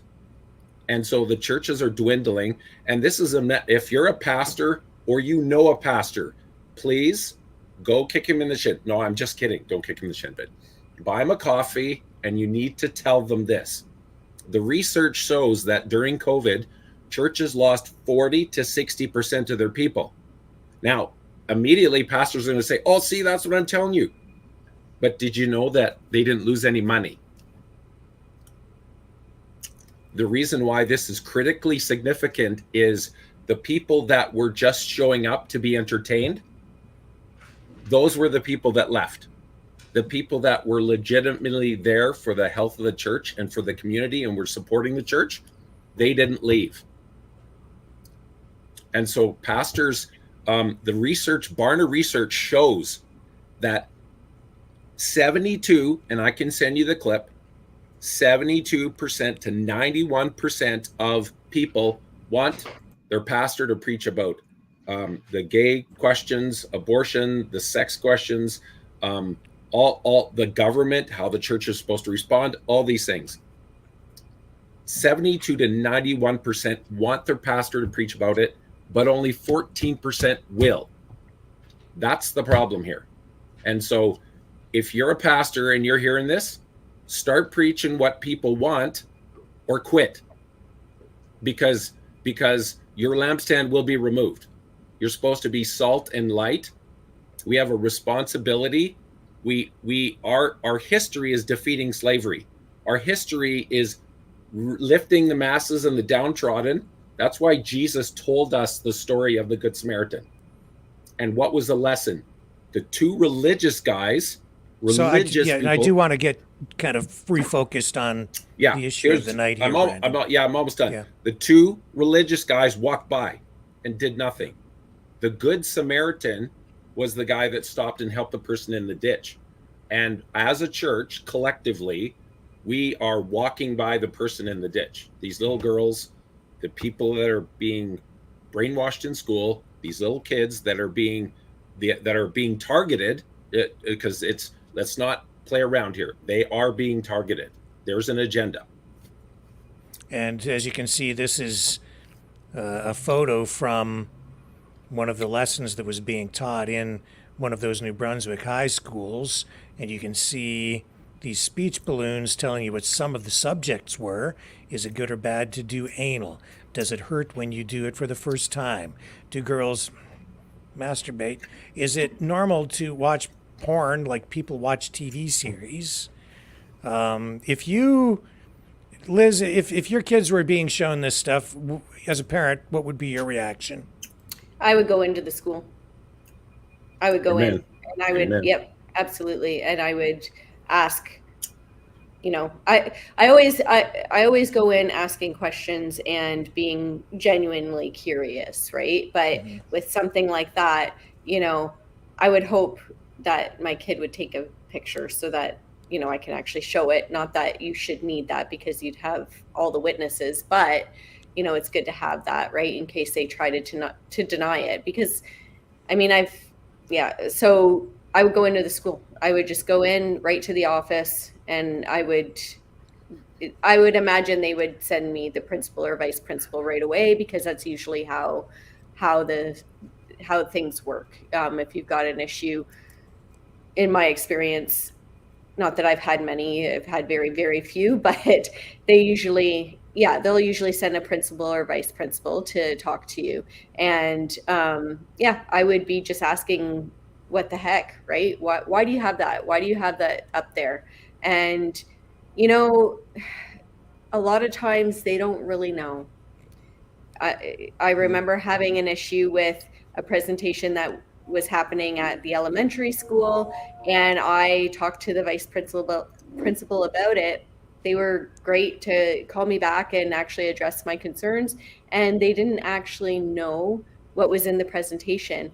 And the other sad thing is, when they do call these people in to be presenters, they don't get like a copy of the presentation. They don't get a transcript. They don't get like notes. They don't get the photos. They just get told from the school board, from the district, that that's what's coming, that's who's coming, and they present. And then the only time that there's ever pushback is if a kid comes home and says something to their parents about what is presented, and then the parent comes and complains.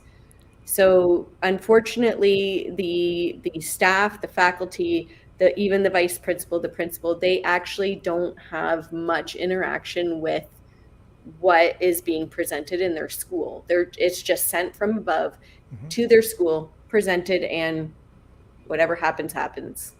Right. Now, out in New Brunswick, the premier says this organization was supposed to be talking about HPV, and that's not what they ended up talking about. It was all this stuff. And when I went to the website, I was flabbergasted. I could not believe how explicit the information was. This was, and it's not just health-related stuff. This is about sexual techniques, right?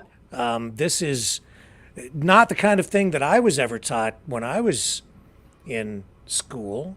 I don't. Does it? It must shock you too. Obviously. It's obviously very shocking. It's disgusting, is what it is. It's disgusting. And who in their right mind, what adult wants to go in and present this to kids? Like, what the hell is wrong with that person? First of all, come on. Well, we know who they are. Yes. Yeah, there's something sick and twisted about that person. So how do you respond to these accusations then that would say that because you guys are shocked by it and you're speaking out against it, that you're transphobic or homophobic or bigoted? What's the response? Well, first of all, responses like that don't mean anything anyways. Come on. They don't mean anything anyways. People just throw those words out there like nothing now, and it doesn't mean anything. Yeah. So I don't really care when people say anything like that about me anymore at all.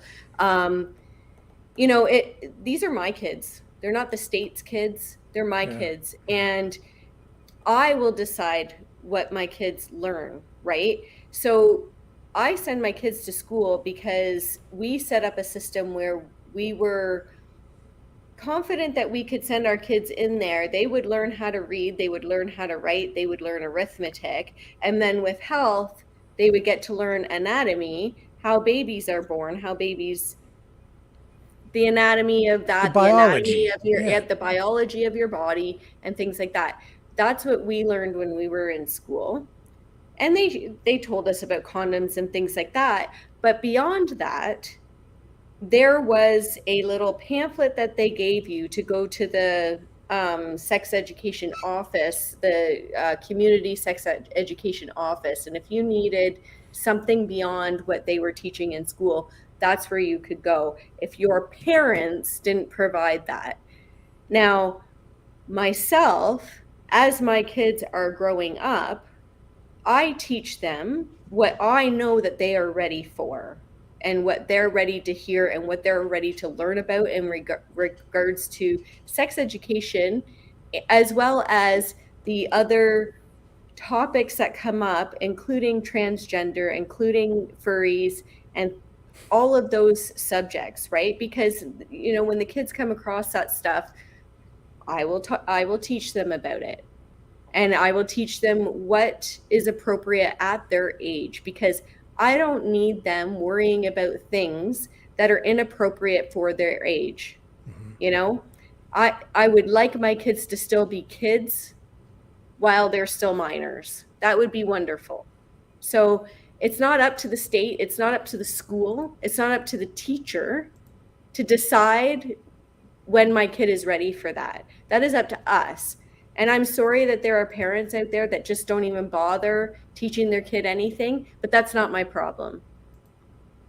So there was this I remember it's got to be like almost a year ago now. We saw people marching in the streets with this Million March for Children to Save the Children. You know, you were well aware of that. Do you think do you guys think that made any difference? Here we are a year later and we're talking about this. I think it made a difference to the parents involved and other parents who maybe didn't go but agree and are tired of all of this stuff as well. But because time has gone by and we haven't been banging their doors down, I think obviously they feel it's okay to keep bringing it up, right? They feel it's okay to keep shoving it down the kids' throats. And the problem too is if you or your child tries to say something, then again, you're being called this, that, and the other thing. So unless you get a big crowd of people, what really can an individual do? You know, for example, you go into a classroom and there's a humongous trans flag that the teacher has hung up. Now, if the majority of the students don't want that flag in there, too bad for them. So what is it that really the kids or the parents can do to change that? Because if you say something to the principal or to the vice principal, they kind of go, there's really nothing we can do about it, right? So unless you get a group of people like we did with the Million March, nothing's going to change.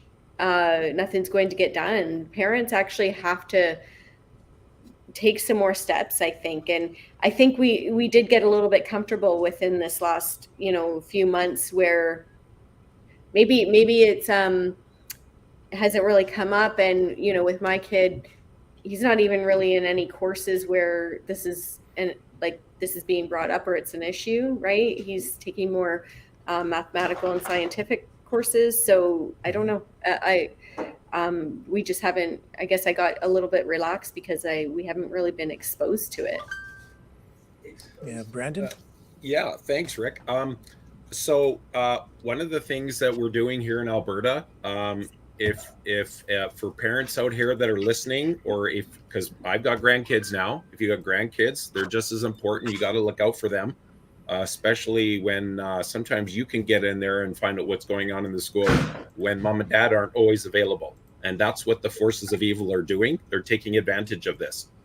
And John Hilton O'Brien for Parents for Choice in Education, he is an absolute great resource.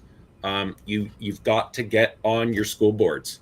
You've got to get like-minded people on your school boards so that they are aware of who is, and they can stand up and say, oh, no, we're not bringing that in here. Because the people that are bringing in here, like you're saying, Liz, some of them are just clueless. They don't know.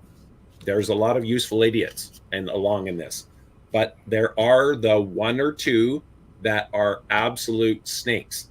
They know exactly what they're doing. And when I keep, even the vice principal of my kid's school, when I was saying, no, you're not teaching my kid about the 4 different kinds of sex. There's one kind of sex. Don't teach them about all your deviant stuff. You want to have your porn or whatever, that's for you. You're an adult, whatever. Keep my kids out of your communism. But her saying was, well, you can't protect them from this. No, I'm not trying to protect them. I need to protect them from you. I like to say to these people that say education is the solution. Okay, first of all, just education didn't start until Germany. Germany brought it in the 1880s, roughly, started kindergarten, that's the German word, right? And that was their plan to, okay, I'm being a little facetious here, but to create zombie slaves to serve the motherland. That was the whole point of 12 years of education, to brainwash and indoctrinate kids to think towards serving the government. And then the whole world went, wow, what a great idea. Let's all do that. So if this education is so important, please explain to me, how did we get to the human race here? Without such education in school. Somehow human beings reproduced. That's impossible. How did that happen? Well, we don't need the school. All we need, the school has no place in the sexual aspect. The only place the school has is reaffirming morality, not mechanics. Well, it's certainly controversial. And now we have this coming up, another event similar. Well, this is going to be a student walkout. I'll let this gentleman explain it. Parents, you've all heard by now that across Canada, we're staging a nationwide walkout of schools. This is happening on Monday, June the 3rd, in response to the raising of the pride flag on public schools and Catholic schools all across the country. Everyone is participating so that we can show the Ministry of Education just how many Canadian parents object to raising a sexual movement flag on top of schools. It has no place in the education system. Parents rallied last year in September. 1.5 million people protested to say our kids are not included in this movement. This does not align with our family values. We object to the teaching of these principles to our children, especially when it's mandated. We send our kids to learn science, math, language, not alternative sexual lifestyles. These are topics for parents to have with their children and have no place in education. Every single Canadian parent is urged to participate. Find a way to keep your kids at home. If this is an important concern to you and your family, show it and participate. Don't stand by idle expecting results to happen. This is the one time we get to voice ourselves to the schools. We get to show the education system just how many Canadians they've upset. There is one flag that we honor, and that's the Canadian flag. Liz? Yeah, I think that's great that people are going to stand up to it. I guess I'm going to have to check and see. I'm assuming that the high schools are going to do it just because they seem to be more ridiculous with this stuff than the elementary schools, but I'm going to have to check with both schools. I'll just call and ask, hey, are you guys doing this? And the other thing is it, like, I would imagine that some schools do it as a ceremonious thing, I would imagine. I don't think ours do, though. I think they just kind of quietly do it. Do what? The flag raising. Oh, the flag raising. Yeah. Yeah, like that. I think they just put it up. I don't know. I know, because our school seemed like, again, the elementary school, it seems to be kind of quiet about it. and I know other schools are not. I know other schools are very out there with it. They make a big deal about it. Yeah. And if you go to our website for our specific elementary school, on the calendar, it says, well, first it says, I believe it's Indigenous History Month, right? And then it says, what is it, Pride Month, right? But then that's really it. There's no other events on our calendar. So I don't know if they do things that we don't hear about or see, or if they're just kind of trying not to. What puts it on my radar, and what concerns me about it, is that it's one thing to promote tolerance and raise awareness of bigotry and hatred. That's one thing. But what they're doing with the flag, from what I'm seeing, it seems like it's very political, that this flag is being treated not just like like you could raise awareness by handing out a flyer, but by replacing the Canadian flag in some cases with the pride flag. It's like a political takeover.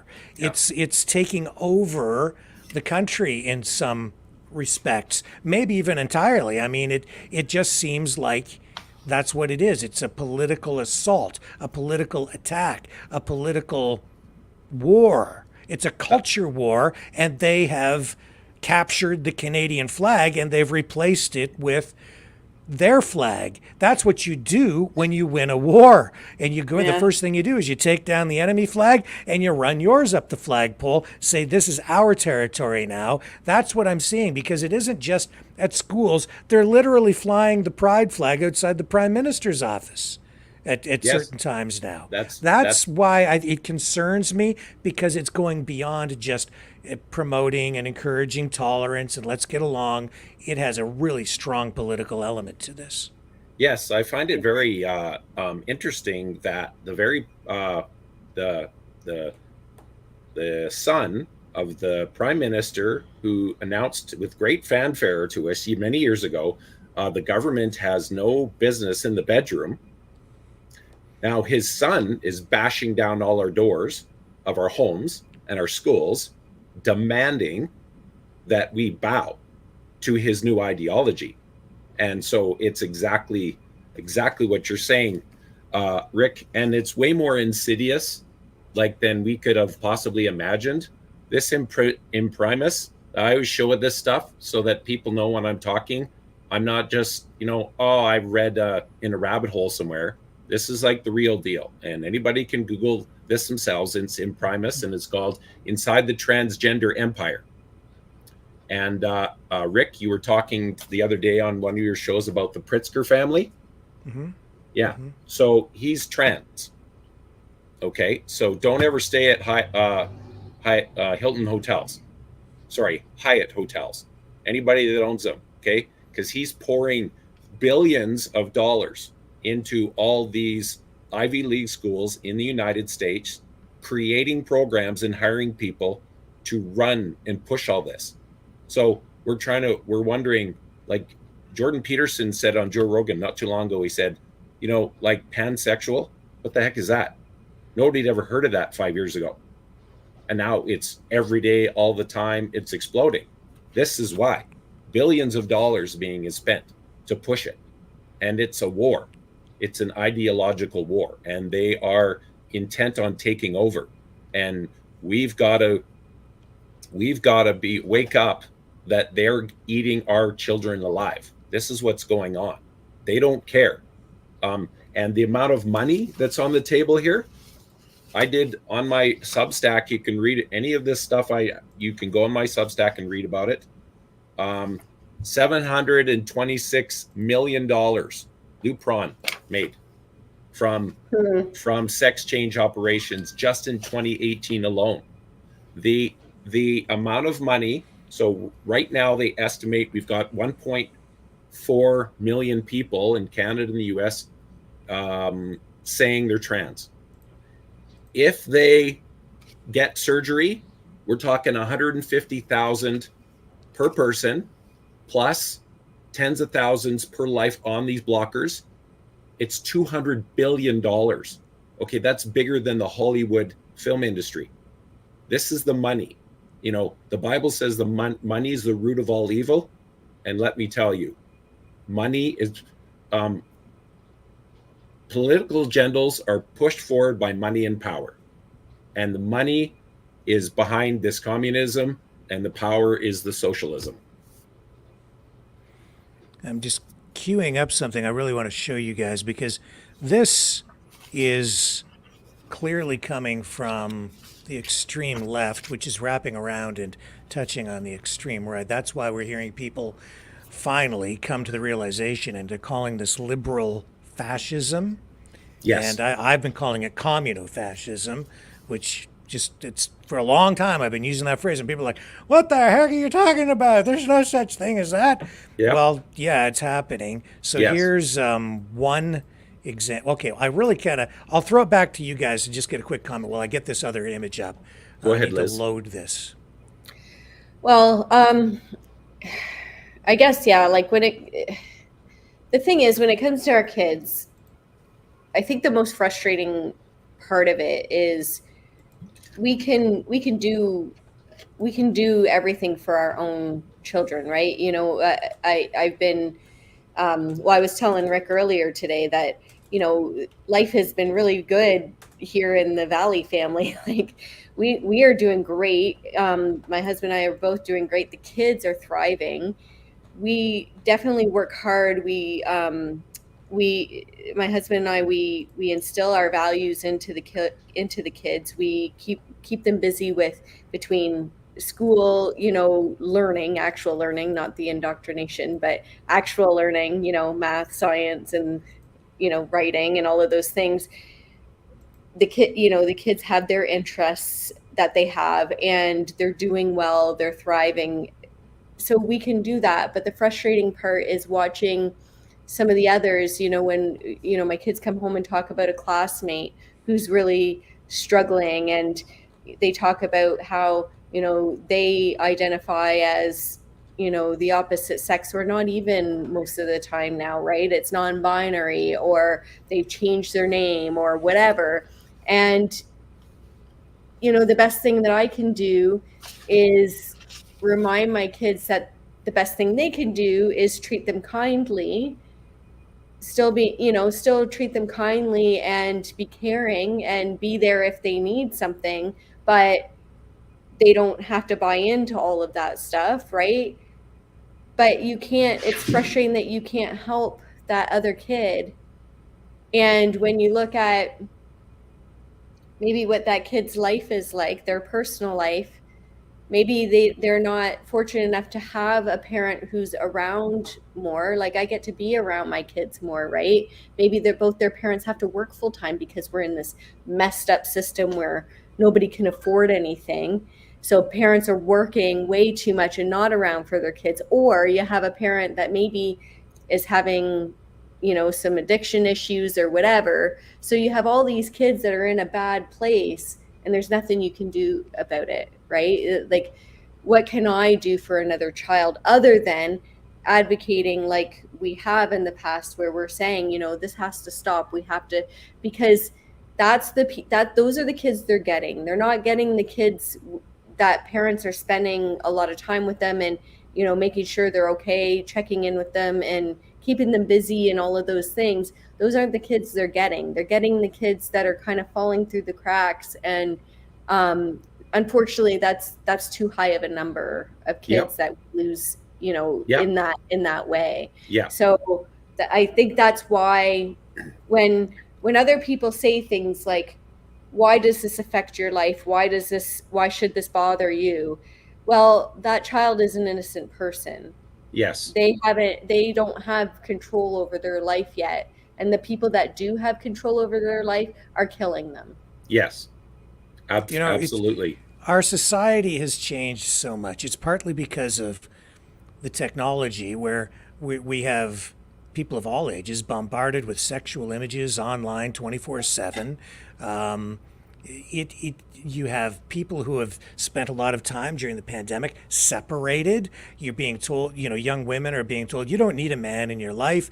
It's making it difficult for people to get together and have normal, I would say normal relationships, whatever normal is, but, to get together and go dating and end up married and have society carry on. I see that this is going to have extreme ramifications in the years ahead. I mean, I'm trying to think of what's our country going to look like 10 years from now with all this going on. And I can see that this is a relentless assault on Western society from the extreme left and right coming together. It's liberal fascism, communo-fascism, yes, sir. Whatever. And then today, Dragon, who's been out covering the protests at McGill, the Palestinian encampments there, I've been telling people, I'm not the only one telling people this, but a lot of people not quite cluing in, that these protests are an attack on Western society. They're not just Palestinians there. The people kind of choreographing these things are largely not even students. It's people from the extreme left and right, the liberal fascists, and we talked about this on the program the other night. He went and got flyers from some of the groups that are on campus there, and we showed who they really are, and they are communists largely. And then today, it's the Antifa people. It's the same cast of characters who have been coming out for a long time, the extreme union people who were opposed and tried to stop the Million March for Children, same people. Today, he went to McGill again, and this proves exactly what we were talking about on the program the other night. There it is, rest in power, George Floyd. This is BLM. And there they are, right, in the liberated zone, I would call it the illegal encampment now, because they've seized the property and they are trespassing at McGill University. This is the extreme left, all right? And then not only that, to further show that the country is absolutely under attack. We are under attack. Look at this. This is a member of Parliament's office in the riding of Davenport, liberal, which is the extreme left, right? And they're even attacking the extreme left liberals, and they would also attack the NDP. But Rafah is burning. Toronto will too. Why should we not believe them? Yeah. They're telling you exactly what they want to do. They want to burn it all down. I'm sorry. Like I don't want anybody to die. I don't want any Palestinians to die, but they're telling you what they want to do. They just spray painted it on the front of that member of Parliament's office. Thoughts? Yeah, believe them. And the thing with the Democrats, and God bless them, there's a couple who've stepped up to the plate, but all the so-called moderate Democrats, especially in the States, they're letting the radical left decide the whole agenda for the whole thing. I mean, in Canadian politics, probably House Feather is probably the only MP that's almost said anything during this whole, and you gotta figure out, okay, do you believe what you say? You talk, but do you believe? And this is where the church, other people, you haven't bent your knee to a book that you say that you follow, so you're not obligated. But the church, and they need to be held to account. The church, like every pastor in this country, should be on the Sunday morning, June 2nd, announcing to their whole congregation every week, hey, this important 1 million person event, this thing for the children is coming up. Are you going to be the Good Samaritan? Are you going to be the religious person that walks by? I'm sick and tired of church people, especially, talking about how, those are political items. Getting little girls getting their breasts cut off, those are political items. No. And I know, I'm sorry I'm animated here, but kids are dying here. And we gotta, in Canada, if you're all excited and you rip your shirt off because you're a Flames fan and they're winning, that's great. Good for you. But if you're passionate about saving kids' lives, relax, settle down. Hey, that's not a big deal. No, we should be on fire. We should be saying no more. And the clock is ticking here, and it's getting a little late into the evening, so I'm going to show you one more thing.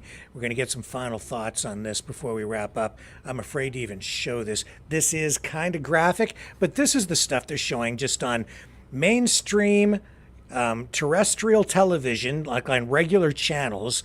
I think even during prime time, because this is the RuPaul show, which I've never actually watched. But here's a clip. Now, if you cover your eyes, because this may be too much for people to take. Bleach your eyes afterwards. But I am going to run it, because if mainstream TV can run this in prime time, then I guess we can share it here. And I want to share it with you because it is disturbing to me. I don't know how you're going to feel about it, but there's something twisted about this. This is the stuff that's really twisting our society. I view this not as entertainment. I see this as part of the assault on Western society by weaponizing television as part of the culture war. So this is graphic. If you don't want to see it, viewer discretion is advised. Turn away. Don't look. This is the stuff they're running today on TV, Canadian television. So this is a drag queen thing. That's real. That's from an upcoming episode, I guess, of the RuPaul drag thing. So it's a simulation. It's not real, but this is like, what the hell is that? But they showed that on TV. They're going to, or they did. I thought that was fake. I don't think so. Well, and even if it isn't, this is the stuff that's being distributed on social media too. Yeah. Right? So people are being exposed to this stuff to normalize it. There's nothing normal about that, to be cutting your own breasts like that. Yeah. Hundreds of kids. There's a national, anything I'm talking about, if you go to Red Pilled 2024 proton.me, I can send you all of this information. Anything I talked about, I can send it to you. And pastors have got to wake up, and they've got to, if the government wants to build a roundabout in your community, that is a political issue. If you're talking to my kids or cutting the breasts off little girls or mutilating little boys, that is a moral issue, and the government has no authority in there. And we've got to push the government back. That shocks me, Liz. Rick, you made a point about where are we going to be in the next 5 to 10 years with all of this stuff going on. And I think, to be realistic, the Canadian government is pushing MAID, right? Like, they're pushing MAID, and they're trying to now push it for mental health issues. And let's be real, they're already letting that happen. They don't need to change the law. They're already letting that happen. You can't convince me that they're not letting people die because they're mentally ill or anxious or depressed or whatever, right? All these children, oh, this is making me really upset. All of these children who are going through this right now, are they gonna approve them for MAID in 5 years? Because all of those children who've messed up their bodies, even the puberty blockers, even the hormone replacement stuff, even that has long-term and permanent effects on these children. So they go and they take these drugs and they permanently change their bodies, probably won't be able to have kids. And this is the best case scenario, right? Is that things have changed and they can't have kids. The worst case scenario is they've actually cut parts of their body off and mutilated the other parts of their body. And those are permanent changes. And now, like, I'm actually nauseous now. And then they're going to come along to their psychiatrist and say, I can't do this anymore because it's permanent. After you make those changes, you have to keep doing it. You have to keep going with the drugs. You have to keep going with the other disgusting things that I'm not even going to bring up right now. What's going to happen to those kids? They're going to be in their early 20s and asking for MAID. That's the road we're heading down. Yeah, that's their plan. That's the road. I mean, Chloe. And I'm disgusted. Yeah, it's disgusting. Chloe Cole, you got to see her testimony, 5-minute testimony before the U.S. Senate. This is what she said. This caused me lifelong irreversible harm. I speak to you as a victim of one of the biggest medical scandals in American history. We have to fight for our kids. And they lie and lie and lie. The suicide, this is from Sweden, the suicide rate is 20 times if you get the surgery. So they just lie. They say, "Oh, you got to get the surgery, or they'll commit suicide." No, it's the reverse. Yeah. And so if you read about like the necrosis, the body parts actually go dead because this is experimental surgery. There's no expert at this. So, I mean, it's just like the church. I don't expect the world, who hasn't bent their knee to obligation, to say, and Pope Francis is also pushing this. Like, yep. And strangely, he made some sort of a homophobic slur. That's the way it was described by the media today in some sort of a meeting, and he has now issued a public apology for using the F word to describe a gay man. Yeah, it's all. So here's the Pope blessing homosexual unions. Yeah, and so it doesn't matter. Like, if you want to bless a homosexual union, that's fine. But what we're seeing is communism. Communism just keeps saying this, but what they mean is this. So social justice. So we all think social justice is being socially nice to people and having justice. That's what we think. When communists say social justice, that means killing a bunch of people and burning everything to the ground. So we have to be aware of their language.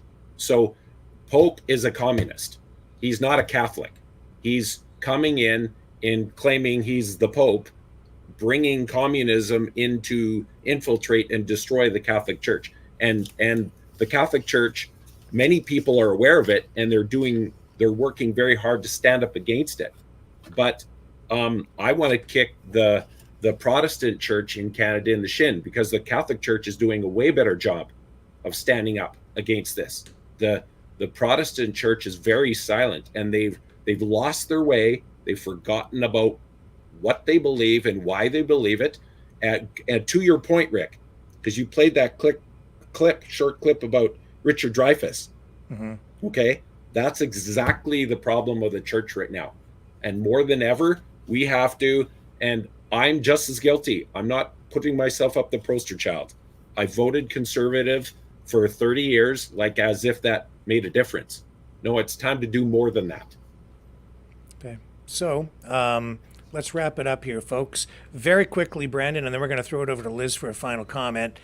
Just tell people how they can find you, because you ran with Pastor Arthur's yes party in the last election. You're still dialed in politically, and now you have some online social media platforms that you're posting to regularly.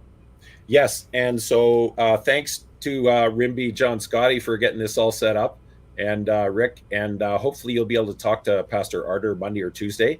Hopefully we'll have that on the go. And Pastor Reimer, hopefully, who was assaulted by those trans protesters. So yeah, as you can see, my email there is redpill2024@proton.me. I'm also on Twitter now, at bpringle2024. I'm also on Substack. So if you type in Brandon Pringle Substack, it'll come up right away. Message me if any of the information I talked about today you want. Email me at redpill. I'll get that to you. If you want me to come and speak, I will speak. We need to get on school boards. Anyways, I got to stop. I'm get too excited. So redpilled 2024 at proton.me. Liz, you get the final word tonight. Well, thank you. Thanks, guys. And this has been great. I'm not involved politically anymore with anything. I did run for MP at the last election with the PPC, but I've stepped back from that. I will come out when I need to. I save my energy, and I think for those of you who are mad and want to make a difference, do the same. We got to pick our battles. We can't fight everything, but with the children, that's different. These are our kids. That's right. Just don't ever forget that these are our children, God's children, right? Amen. They cannot touch them. And I will stand for my children, and nobody can get to them. Nobody can. Amen. They have to go through me, and they're not getting through me. That's just not happening. So conserve your energy, but fight for the right things. When you see this evil going on in the schools, there's a lot of people that are like, homeschool your kid, pull your kid. I understand that, but it's not solving the problem, because all they're doing is getting in through all the institutions. Your kids are going to get there eventually. They got to get a job eventually. They got to go out and own a business eventually. You know what I mean? So you have to lead them. You have to show them what life is all about, and make sure they're thriving. And anybody who tries to get in their way of thriving, you knock them down, and you don't let these institutions poison them. You just don't. And we have to keep talking to people. We can't shy away from the conversations anymore. We just can't do that. You have to start talking to your community members. And if they disagree with you, find out why. Don't just get mad at them and be like, oh, I can't talk to you. Because really, if you started talking to them, I will bet you they feel the same way you do. They just either have been indoctrinated and don't realize it, or they didn't want to say something because they thought they were going to get, ostracized and canceled from society. So stay with it, keep fighting, and don't let them change your language. Don't let them change your morals, and don't let them touch your kids. Come on. Guys, thank you so much for joining us on the show tonight. Thanks so much, this Rick. Was great conversation. Good to see both you guys. Thanks, You as well. Yeah, thanks, guys. This is great. Okay, folks, and I'll be back tomorrow night, 7 p.m. Eastern. Same bat time, same bat station. Catch you on the flip side.